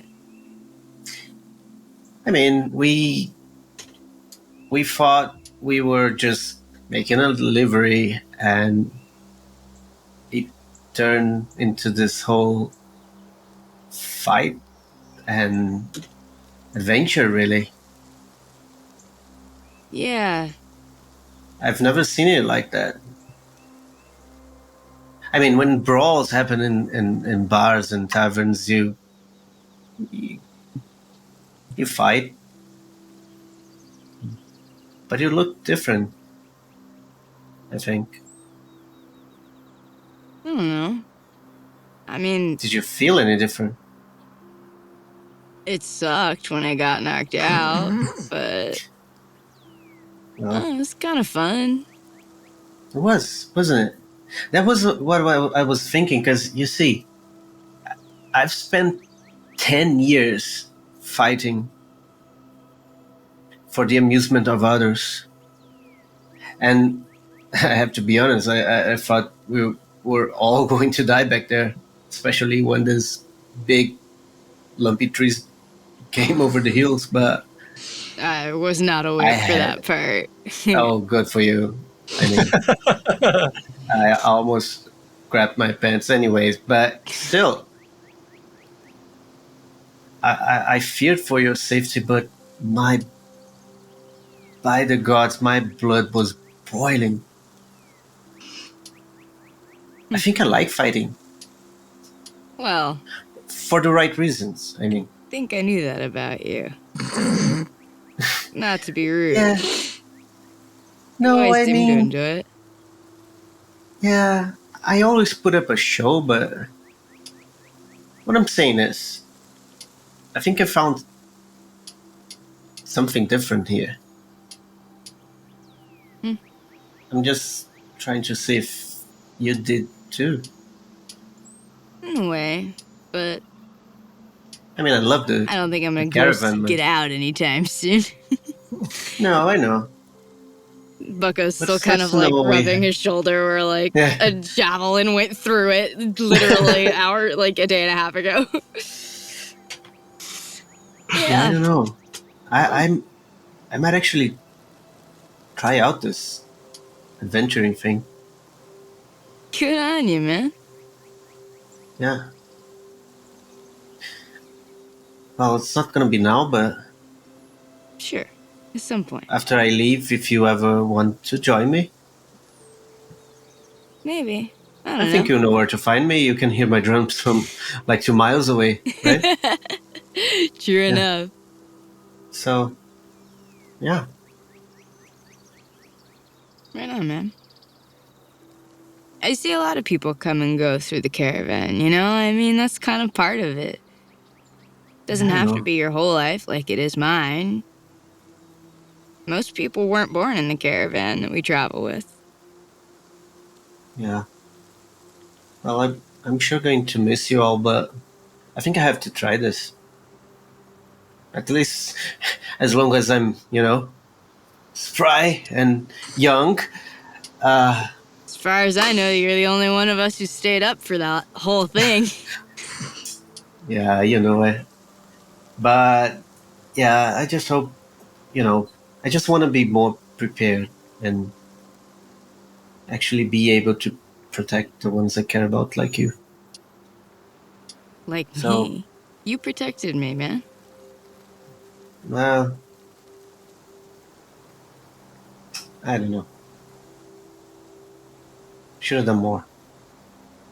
But hey, we're all alive. That's what counts. It does count. And I think I finally started figuring some stuff out. So, Successful Yeah. mission? you could say that. Mm. Anyways, it's not gonna be anytime soon, but I hope to see you all after I leave. For sure. Maybe someday. Well, everything hurts. Yup. I'm gonna lay down. Yeah. Same. The old man brings like this vegan lunch for everybody, you know, and some tea. Shows you guys how to properly milk the entered grove beast and all that kind of stuff. And Can you Unless teach everybody- me how to pet the giant? what's that? Can you teach me how to pet the, like, whatever they're called, the wolf ones? The big ones. Oh, that one he fully tells you like, do not go close to that. Not the big ones, but I wanted to pet the puppy.